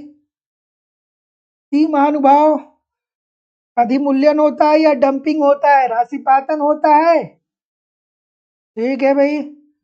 डंपिंग होता है ना, जिसे हिंदी भाषा में क्या बोलते हैं, राशि पातन बोलते हैं। ठीक है, तो अगर जो आप प्यार से समझेंगे, ध्यान से समझेंगे, आसान तरीके से समझेंगे, तो इसे हम बोलते हैं दोस्तों डंपिंग। ये कह क्या रहा है, ये कह रहा है कि जब उत्पादन विदेशों में घरेलू बाजार कीमत से कम कम कीमत से कम बेचा जाता है तथा उत्पादन लागत से कम बेचा जाता है, तो ये कहलाता है राशि पातन या डंपिंग। इसके दो उद्देश्य होते हैं कि भैया हम अपने देश में निर्मित वस्तुओं को दूसरे देश में ले जाकर के कम मूल्य पे बेचते हैं, इसी को ही हम क्या बोलते हैं दोस्तों, राशि पातन बोलते हैं। इसका दो कारण होता है। एक तो कारण ये होता है कि हम अपने देश में, हमारे देश में जितने वस्तुओं की मांग है उससे ज्यादा उत्पादन कर लेते हैं, तो जो अतिरेक होता है उसको हम अंतर्राष्ट्रीय व्यापार में ले जाकर के बेच सकते हैं, ताकि हमारी जो लागत है एटलीस्ट वो हमें मिल जाए। और जो दूसरा कारण ये होता है, जो दूसरा कारण होता है वो ये होता है कि हम अपने आप को अंतर्राष्ट्रीय बाजार में शामिल करना चाहते हैं। तो जितने लोग भी डी बोल रहे हैं सभी लोग का उत्तर यहाँ पे बिल्कुल ठीक होने वाला है। अगला प्रश्न ये रहा कि जब दो या अधिक देशों के बीच व्यापार होता है तब इसे क्या बोलते हैं। इसी बात है, सभी लोग बताएंगे। ठीक है, सभी लोगों से निवेदन है कि एक बार वीडियो को लाइक और शेयर जरूर किया करिए। बिल्कुल ठीक है, बिल्कुल ठीक है, ठीक है। चलिए, क्या उत्तर होगा भैया। दीक्षा सिंह जी, आरती तिवारी जी, अर्चना जी, अफजल हसन जी, अदिति जी। बिल्कुल ठीक है, अली जी, दीक्षा सिंह जी, रागनी सिंह जी, मीनू जी। बिल्कुल ठीक है, विकास जी, तस्नीम जी, अदिति जी। चलिए बताइए भैया सभी लोग, बबीता त्यागी जी, प्रभा कुमारी जी। चलिए, सभी लोग डी बोलेंगे क्या, राष्ट्रीय व्यापार होगा या अंतरराष्ट्रीय व्यापार होगा। जितने लोग भी, मुनीत कुमारी जी, मीनू जी, ठीक है, मीना शुक्ला जी, शिवानी श्रीवास्तव जी, राधिका जी। तो जितने लोग भी डी बोल रहे हैं अंतरराष्ट्रीय व्यापार, सभी लोग का उत्तर यहाँ पे बिल्कुल ठीक है। जब दो या अधिक देशों के बीच व्यापार होते हैं, दो या दो से अधिक देशों के बीच व्यापार होते हैं, तो इसे हम क्या बोलते हैं, अंतरराष्ट्रीय व्यापार बोलते हैं। भाई छोटी सी बात है। ठीक है, अगला प्रश्न, प्राकृतिक संसाधनों में क्या सम्मिलित नहीं किए जाते। अच्छा, प्राकृतिक संसाधन का आप क्या मुझे सही डिफिनीशन बता सकते हैं क्या, कि सर प्राकृतिक संसाधन हम किसे कहेंगे। आप मुझे कमेंट करके बताइए कि अगर जो आपसे एग्जामिनर पूछ दे, जब आप इंटरव्यू में बैठने जाएं और एग्जामिनर आपसे पूछ दे कि आप ये बताओ कि आपने इकोनॉमिक्स में बहुत पढ़ा है प्राकृतिक संसाधन, प्राकृतिक संसाधन क्या होते हैं, भूमि होता है, पूंजी होता है, ये क्या है, प्राकृतिक संसाधन है।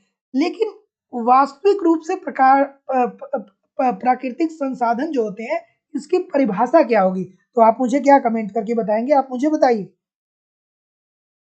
सी सभी लोग बोल रहे हैं सर, बिल्कुल ठीक है। अगर जो सी बोल रहे हैं सभी लोग का उत्तर बिल्कुल ठीक है। प्राकृतिक संसाधन में क्या सम्मिलित नहीं है, तो पूंजी जो है ये प्राकृतिक संसाधन नहीं है। पूंजी आपने कमाया है तब आपके पास है। और प्राकृतिक संसाधनों का मतलब ये होता है कि प्रकृति के द्वारा मानव को दिया गया निशुल्क उपहार। ठीक है, तो प्राकृतिक संसाधन क्या है कि प्रकृति द्वारा प्रदत्त मनुष्य को निशुल्क पुरस्कार जो है वही क्या है, उसे ही हम प्राकृतिक संसाधन बोलेंगे। प्रकृति के द्वारा मानव को दिया गया निशुल्क उपहार क्या होगा, प्राकृतिक संसाधन होगा, जिसमें खनिज आएंगे, भूमि आएगी और जल आएगा। लेकिन पूंजी तो आपको कमाना पड़ता है, पूंजी भगवान ने नहीं दिया है, के लिए मेहनत करना पड़ता है। ठीक है, अगला, ये बढ़िया सा प्रश्न है। बिल्कुल ठीक है डॉक्टर स्मिथ जी, बिल्कुल आपकी बात सही है, जिसे प्रकृति ने हमें निःशुल्क दिया है। बिल्कुल ठीक है, बहुत अच्छी बात है। आप लोगों का क्या मिल रहा है, बहुत सारा कमेंट मिल रहा है। आप लोग कमेंट करते रहते हैं ना, तो थोड़ा सा लगता है कि सेशन बहुत सही चल रहा है, मजेदार चल रहा है। चलिए, तो कमेंट जरूर करते रहा करिए सकारात्मक वे में। अब आपको कमेंट यहाँ पे क्या करना चाहिए कि रोस्टो के अनुसार भारत स्वयं आत्मपूर्ति की अवस्था में प्रवेश कर चुका है।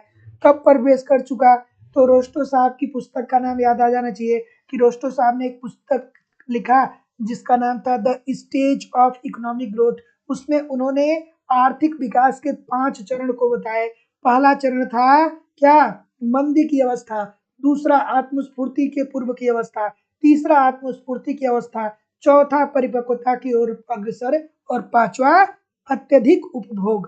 ठीक है, तो क्या उत्तर होगा? सी बोल रहे हैं सभी लोग, सी बोल रहे हैं। तो जितने लोग भी सर सी बोल रहे हैं सभी लोग का उत्तर यहाँ पे एब्सोल्युटली 100% ठीक होने वाला है। Option number C according to the question this is the right answer हो जाएगा कि 1952 में। अर्थात कंक्लूजन क्या लिख लेगा? कंक्लूजन क्या लिख लेगा? स्वयं स्फूर्ति की अवस्था में प्रवेश कर चुका है। अर्थात 1952 जो था ना, हम लोग मंदी से बाहर हो गए थे। ठीक है, आत्मस्फूर्ति से पूर्व की अवस्था से बाहर हो चुके थे। हम लोग आत्मस्फूर्ति की अवस्था में आ चुके थे, जहां से हम लोगों को हम लोग क्या कर सकते थे? मूव कर सकते थे परिपक्वता की ओर अग्रसर होने में। तो ऑप्शन नंबर सी बिल्कुल ठीक होने वाला है। अगला प्रश्न आपके सामने ये रहा कि the theory of economic development किसकी कृति है? बढ़िया सा प्रश्न, बता दीजिए।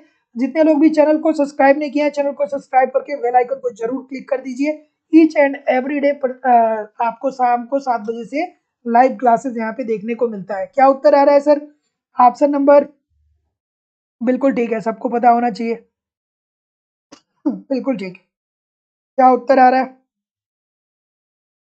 बिल्कुल बिल्कुल ठीक है। ऑप्शन नंबर बी बोल रहे हैं। तुम पीटर साहब की बात कर रहे हैं क्या? अच्छा भैया, तो the theory of economic development किसकी कृति है?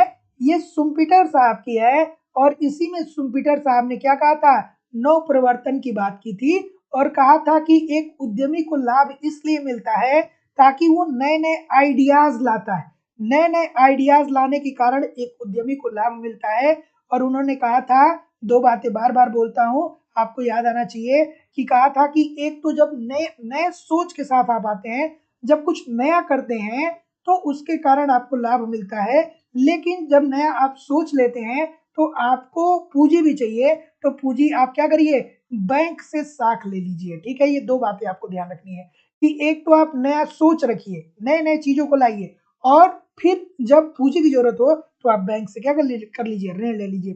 जैसे कि आप देखिए वर्तमान समय में पूरी जो हमारी अर्थव्यवस्था चल रही है ना, वो सब कुछ नव परिवर्तन पे ही चल रहा है।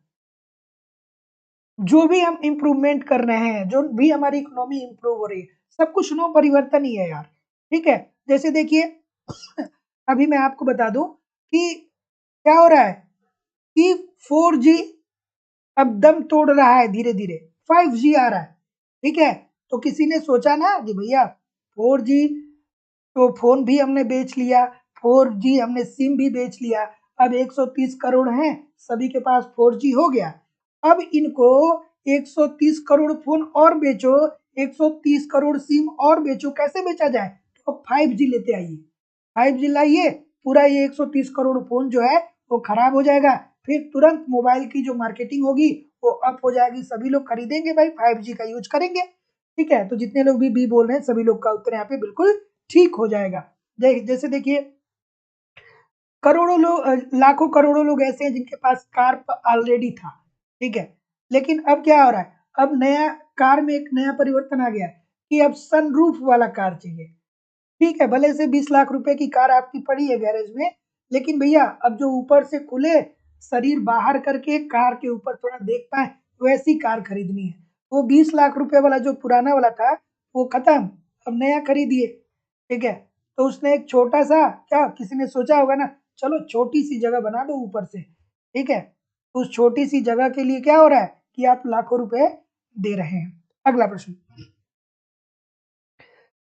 कि आर्थिक विकास पूंजी एवं कार्यशील शक्ति में वृद्धि तथा जनसंख्या वृद्धि के मध्य एक ऐसा संबंध है जिसके प्रति व्यक्ति उत्पादन में वृद्धि होती है। ये परिभाषा किसकी है? चलिए, क्या उत्तर होगा भाई?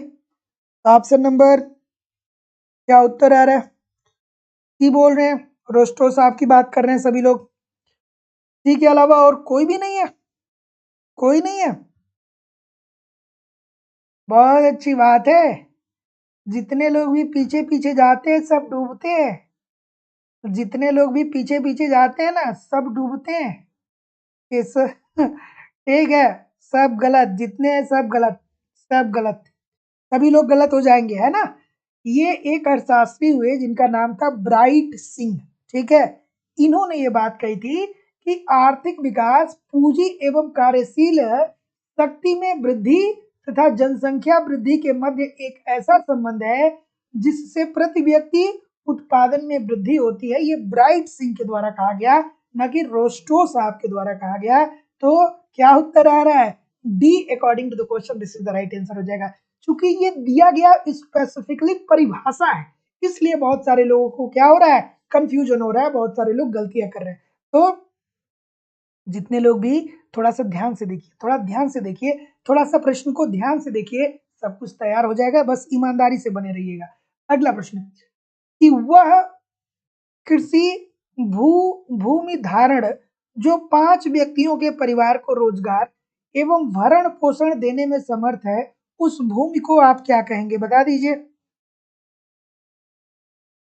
चलिए ठीक है, डॉक्टर स्मिथ जी बोल रहे हैं सर मिस्टेक हो गया, कोई बात नहीं, मिस्टेक होगा, ठीक है। जब तक बिखरेंगे नहीं तब तक निखरेंगे कैसे, ठीक है। चलिए बताइए इस प्रश्न का उत्तर। चलिए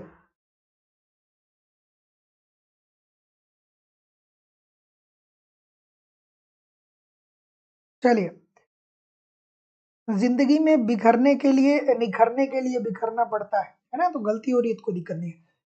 वह कृषि भूमि धारण जो 5 व्यक्तियों के परिवार को रोजगार एवं भरण पोषण देने में समर्थ है, उसे हम क्या बोलते हैं सर? बहुत सारे लोग सी के तरफ जा रहे हैं, मुझे बता रहा हूं, मैं बता रहा हूं, इसे हम बोलेंगे पारिवारिक भूमि धारण, ठीक है। अब देखिए कुछ लोग कहेंगे सर जी ये आर्थिक से संबंधित क्यों नहीं हो रहा है, तो यहाँ पे देखिए एक प्रश्न ऐसे हम लोग पढ़े थे, कुछ लोगों को अगर जो याद होगा तो उसी आधार पे वो ऑप्शन नंबर सी बोल रहे होंगे। कुछ लोगों को ये प्रश्न अगर तो याद होगा तो वो बोल रहे होंगे इस प्रश्न को। एक प्रश्न कुछ दिन पहले आया था, उसमें दिया गया था कि एक परिवार अगर जो का खेती कर रहा है या उत्पादन कर रहा है, तो उत्पादन के द्वारा जो वो जीवन निर्वाह कर रहा है, वो किस प्रकार से उसको किसके अंतर्गत रखा जाएगा। तो फिर वहां पे जो प्रश्न था वो था आर्थिक भूमि, ठीक है। कि अगर जो आपके पास भूमि है, उस भूमि पे उत्पादन आप कर रहे हैं, और वहां पे किसकी बात आ रही है, वहां पे बात आ रही है अर्थ की, पैसे रुपए की बात, आप यानी उससे व्यापार कर रहे हैं, तब उसे आर्थिक भूमि या आर्थिक जोत कहेंगे। लेकिन यहाँ पे अर्थ की कोई बात नहीं हो रही है।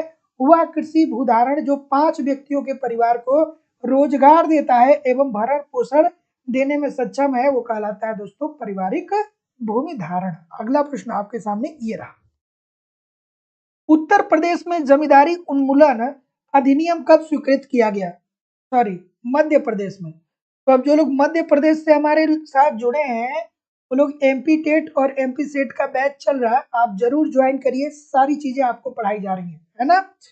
चलिए, मध्य प्रदेश में ये प्रश्न पूछा जा सकता है, यूपी में शायद ना पूछा जाए, लेकिन फिर भी मध्य प्रदेश में पूछा जाता है। सभी लोग एक बार वीडियो को लाइक और शेयर जरूर कर दिया करिए, इतने सारे लोग क्लास देख रहे हैं, फिर भी लाइक और शेयर की संख्या बहुत कम है, तो निवेदन है सभी लोगों से कि वीडियो को लाइक और शेयर जरूर कर दिया करिए। तो जितने लोग भी ऑप्शन नंबर क्या बोल रहे हैं, ये बोल रहे हैं, हाँ भाई आजादी मिली उसी के जस्ट बाद हुआ होगा, यही बोलेंगे ना।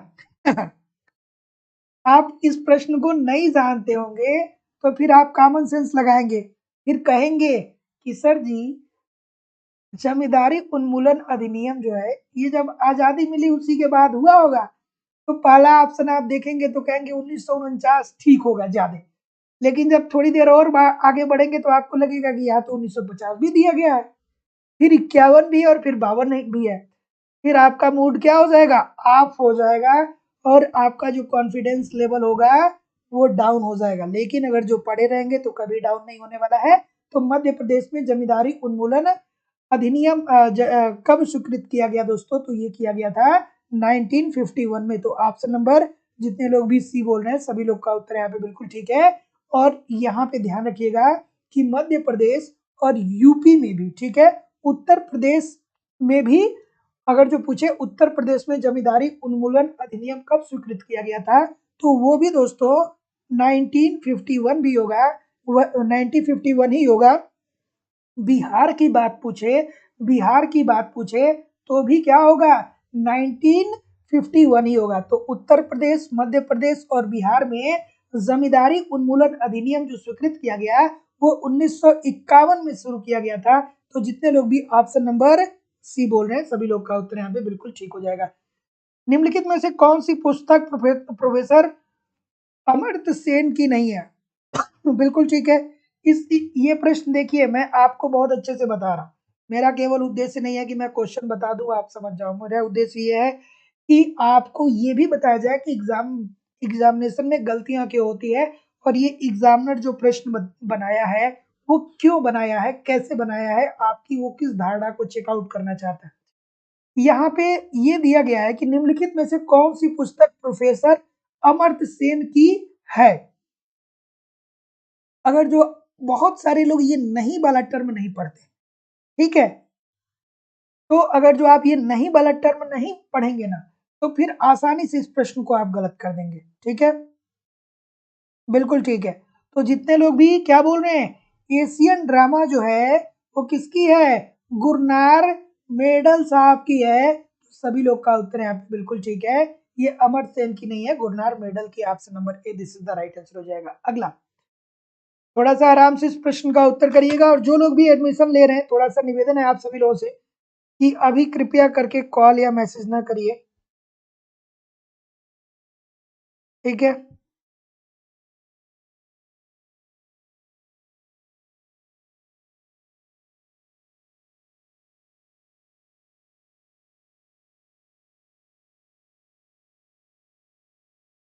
ठीक है, जिस नंबर पे आपने पेमेंट किया है या अगर जो आपने एप्लीकेशन से डायरेक्ट परचेज किया है स्क्रीनशॉट सेंड कर दीजिए, अभी आपको कुछ देर में ऐड कर दिया जाएगा, ठीक है। चलिए, वे एक महानुभाव है, उनसे मैं बोल रहा हूँ कि क्लास ले रहा हूँ, फिर भी लगातार कॉल कर रहे हैं, फिर लगातार उनकी इंक्वायरी भी अभी चल रही है। ऐसे थोड़ी ना होता है, ऐसे होता है क्या, ऐसे नहीं होता है। समझदारी की कमी है लोगों के पास। चलिए बताइए इस प्रश्न का उत्तर कि न्यूनतम लागत संयोग वाली फर्म को क्या कहा जाता है। तो जैसा कि मैं देख पा रहा हूँ आप ऑप्शन नंबर क्या बोलेंगे सर, ये बोलेंगे, इसे हम अनुकूलतम फर्म बोलेंगे। तो अनुकूलतम फर्म ऐसी फर्में होती हैं जिसकी जिसकी लागत क्या होती है, कम होती है, न्यूनतम लागत होती है और ये अधिकतम उत्पादन करते हैं। तो option number A this is the right answer हो जाएगा। अगला प्रश्न, सामान्य लागत एक अंग है किसका। और देखिए, शिक्षा प्राप्त करना और समझदारी में बहुत अंतर होता है, ठीक है। और आप लोग भी इतना मेहनत कर रहे हैं तो एक ना एक दिन नौकरी मिलनी ही मिलनी है। तो जिस दिन नौकरी मिल जाएगी ना, अगर जो अगर जो समझदारी आप नहीं दिखाएंगे ना तो बहुत सारे रिश्ते टूट जाएंगे आपके, बहुत सारे रिश्ते। नौकरी लगने के बाद बहुत सारे लोग आपसे क्या करेंगे, हाथ जोड़ लेंगे, कहेंगे अब इसके साथ बैठना ही नहीं है। उसका सबसे बड़ा रीजन पता है क्या है, उसका सबसे बड़ा रीजन ना ही आप है ना ही आपके वो चाहने वाले होंगे जो रिलेटिव होंगे। जब आपकी नौकरी मिलेगी ना तो आप अपने स्कूल जाएंगे, पढ़ाने जाएंगे, तो आप वहाँ आपकी अब जिंदगी बदल चुकी होगी, आपके लाइफ में कुछ अलग सी चीजें ऐसी हो चुकी होंगी कि जिसके बारे में आप लोगों से बात करना चाहेंगे। तो आपकी कोई दोस्त है टीना, टीना से आपने कह दिया कि आज तो हम स्कूल गए थे, वहां पे प्रिंसिपल साहब ऐसे बोल रहे थे, बच्चे ऐसे कह रहे थे। अब टीना एक तो पहले से ही जली है कि आपको आपकी नौकरी लग गई, और दूसरे आप बोल देंगे कि हम क्या कर रहे थे, हमारे प्रिंसिपल साहब ऐसे हैं, हमारे बच्चे ऐसे हैं। तो टीना को ये लगेगा कि आप ओवर स्मार्ट बन रही हो या आप ओवर स्मार्ट बन रहे हैं, ठीक है। तो समझदारी जिंदगी में बहुत जरूरी है ना। तो गलती टीना की भी नहीं होगी, गलती आपकी भी नहीं होगी। अब भाई आप आपकी जिंदगी में कुछ नया हुआ है तो आप उसी पे तो बात करेंगे। लेकिन अक्सर रिश्ते इसीलिए टूट जाते हैं जब इंसान कोई सफल हो जाता है तो जो पीछे वाले लोग होते हैं वो छूट जाते हैं इसीलिए। अगला प्रश्न, कि सामान्य लागत एक अंग है। जब आपको नौकरी मिलेगी तो आप वही तो बात करेंगे ना जो आपके स्कूल में हुआ होगा। अब आपके जो आस-पास रहने वाले होंगे उससे आप वही तो बात करेंगे ना। अब आस-पास वाले ये मान लें कि ये ओवर स्मार्ट बन रहे हैं, तो थोड़ा समझदार आपको भी होना चाहिए, थोड़ा समझदार उसको भी होना चाहिए, कि कुछ ऐसी बातें ना करे जो उसको बुरी लग जाए। हाँ, ठीक है? तो इस वजह से रिश्ते टूट जाते हैं। अगला, सामान्य लागत एक अंग है। किसका अंग होता है भैया? चलिए, क्या उत्तर होगा? बिल्कुल ठीक है। क्या उत्तर होगा? ऑप्शन नंबर, सामान्य लागत एक अंग होता है। किसका अंग होता है भाई?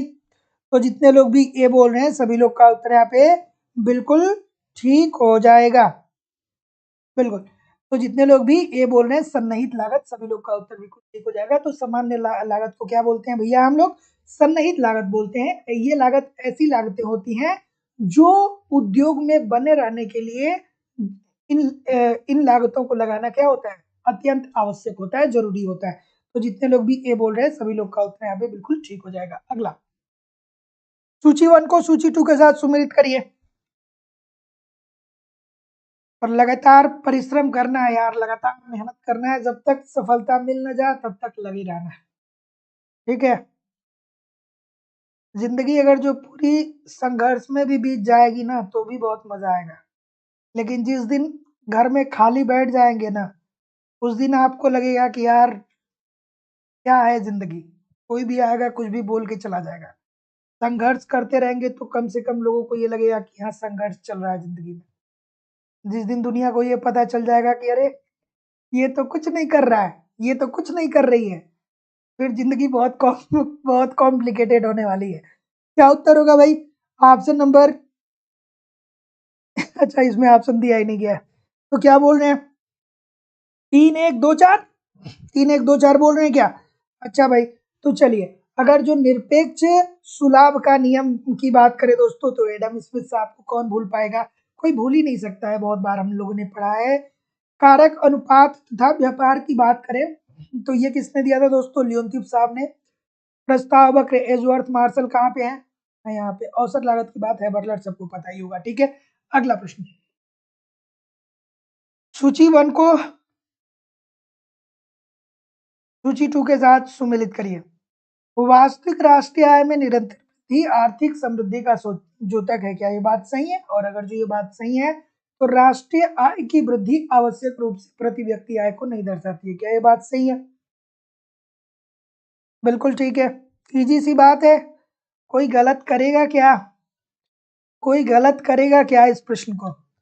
जितने लोग भी लाइक शेयर नहीं किए हैं सभी लोगों से निवेदन है कि वीडियो को लाइक और शेयर जरूर कर दिया करिए। और डिस्क्रिप्शन बॉक्स में लाइव स्टडी का मोबाइल एप्लीकेशन दिया गया है, एप्लीकेशन को जरूर डाउनलोड करके रखा करिए। ठीक है, बी बोल रहे हैं। और कोई? आसान है, बहुत आसान है, बहुत आसान है ये प्रश्न। देखिए, वास्तविक राष्ट्रीय आय में निरंतर वृद्धि आर्थिक समृद्धि का द्योतक है। ठीक है, ये बात बिल्कुल ठीक है। आर्थिक समृद्धि विकसित देशों में देखने को मिलती है। और अगर जो राष्ट्रीय आय, प्रति व्यक्ति आय और टेक्नोलॉजी में निरंतर वृद्धि हो रहा है, इसका मतलब कि देश क्या है? आर्थिक समृद्धि के पथ पे अग्रसर है। ठीक है, लेकिन आर्थिक समृद्धि का सबसे अच्छा सूचक कौन है? टेक्नोलॉजी, तकनीकी। तो ये बात तो आपकी 100% ठीक है सर। राष्ट्रीय आय की वृद्धि आवश्यक रूप से प्रति व्यक्ति आय को नहीं दर्शाता है। बात 100% ठीक है कि राष्ट्रीय आय में जो वृद्धि हो रही है ना, ये डजेंट मैटर कि आपकी जो प्रति व्यक्ति आय है उसको उसमें भी वृद्धि हो रही है।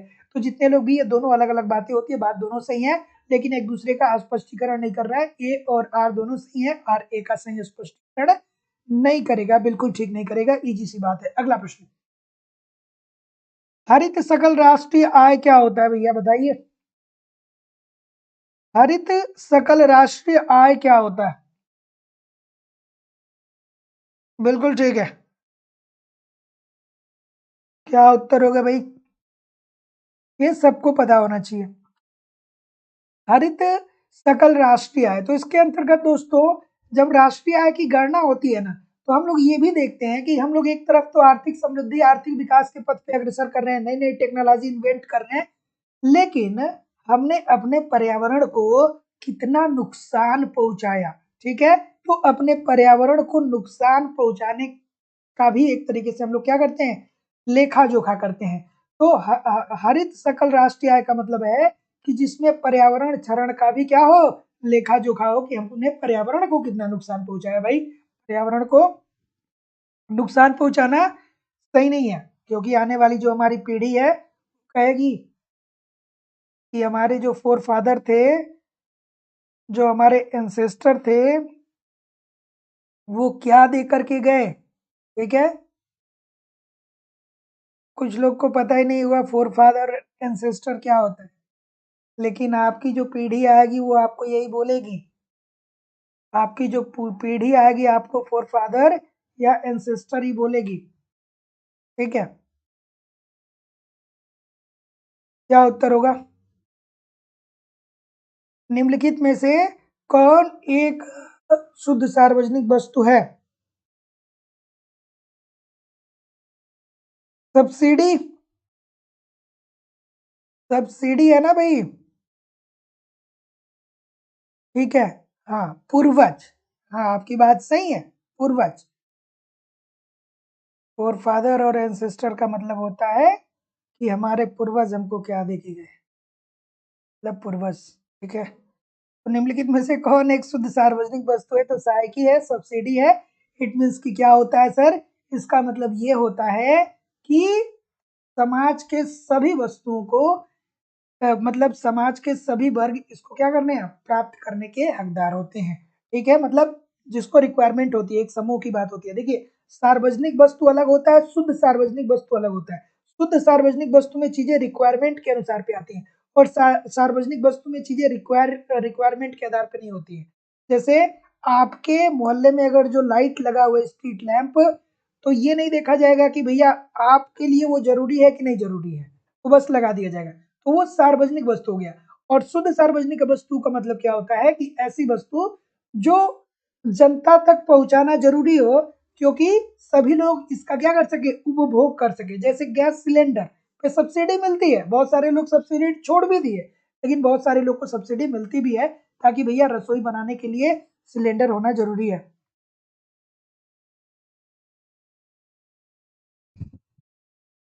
चलिए बताइए इस प्रश्न का उत्तर। हम्म बेरोजगारी की समस्या को हल करने के लिए प्रतिष्ठित अर्थशास्त्रियों द्वारा प्रस्तुत की गई निम्न में से एक सिफारिश सर्वाधिक महत्वपूर्ण है। क्या उत्तर होगा भाई? चलिए, किसी भी पॉइंट को छोड़ना नहीं है ना? क्या मजाल की एक भी पॉइंट छूट जाए, छूटना ही नहीं चाहिए, मजे ले लेना है कैसे भी करके। हाँ ठीक है, कोई बात नहीं, मस्त रहना भी बहुत अच्छी बात होती है। चलिए, कि बेरोजगारी की समस्या को हल करने के लिए प्रतिष्ठित अर्थशास्त्रियों द्वारा संस्तुत की गई निम्न में से कौन सी एक सिफारिश सर्वाधिक महत्वपूर्ण है? कुछ लोग बोल रहे हैं सर पीगू साहब, बिल्कुल ठीक है, अगर जो आप पीगू साहब को बोल रहे हैं तो बहुत अच्छी बात बोल रहे हैं। पीगू साहब ने क्या कहा था कि अर्थव्यवस्था में पूर्ण रोजगार की प्राप्ति करने के लिए या बेरोजगारी की समस्या को दूर करने के लिए हमें मौद्रिक मजदूरी में कटौती करनी चाहिए, जिससे मुद्रा के मूल्य में वृद्धि आ जाएगी, और मुद्रा के मूल्य में वृद्धि आएगी तो उससे क्या होगा, निवेश की क्षमता वृद्धि होगी, निवेश की क्षमता वृद्धि होगी, तो पूर्ण रोजगार अर्थात बेरोजगारी की समस्या को हम क्या करेंगे, दूर कर पाएंगे। बिल्कुल ठीक। अगला, निम्नलिखित में से कौन सा एक साख नियंत्रण का उपाय नहीं है? साख पर नियंत्रण कौन करता है भैया? साख पे नियंत्रण हमारा आरबीआई करेगा। कितने तरीके से? दो तरीके से। साख का सृजन कौन करेगा? साख का सृजन व्यापारिक बैंक करेंगे, ठीक है, वाणिज्यिक बैंक करेंगे, और साख नियंत्रण कौन करेगा? आरबीआई। बिल्कुल ठीक है, इजी सी बात है, बच्चों वाली बात है, सबको पता होगा। ऐसा कोई है क्या जिसको नहीं पता हो ये प्रश्न?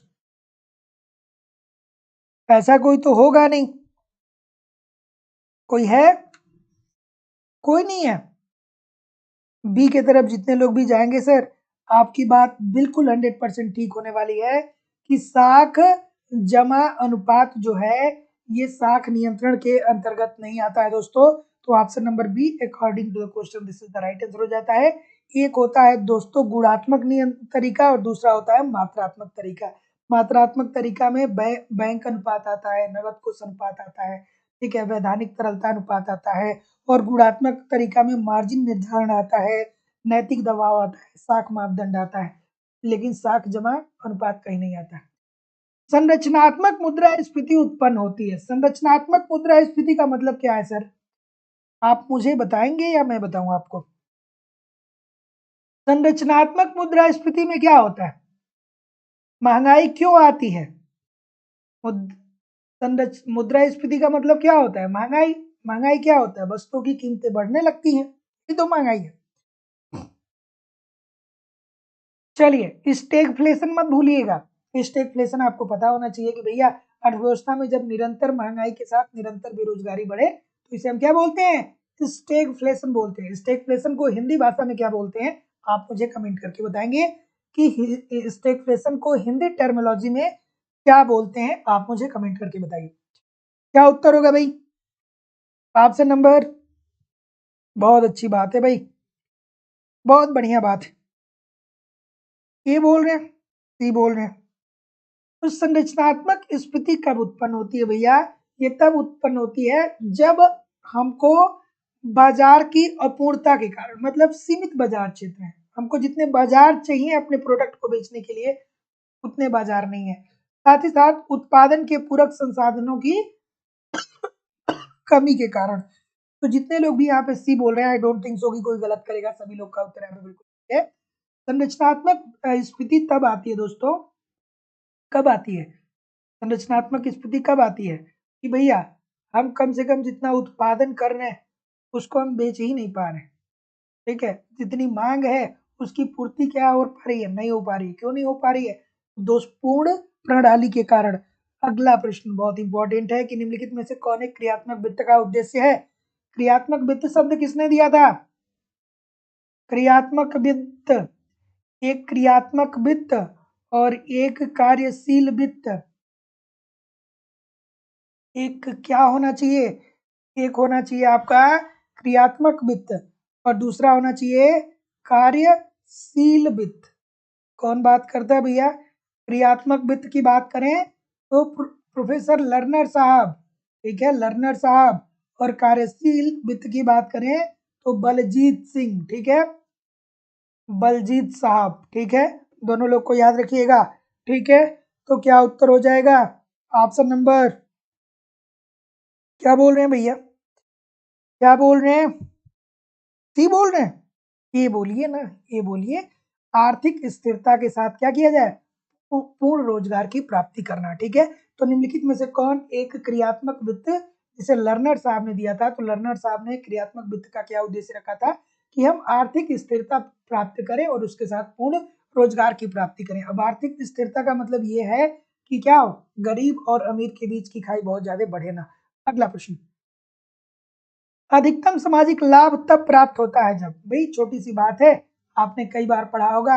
अधिकतम सामाजिक लाभ कहाँ पे होता है? जहाँ पे सीमांत सीमांत समाज की सीमांत त्याग जो होती है, वो त्याग जो होता है वो बराबर होता है सीमांत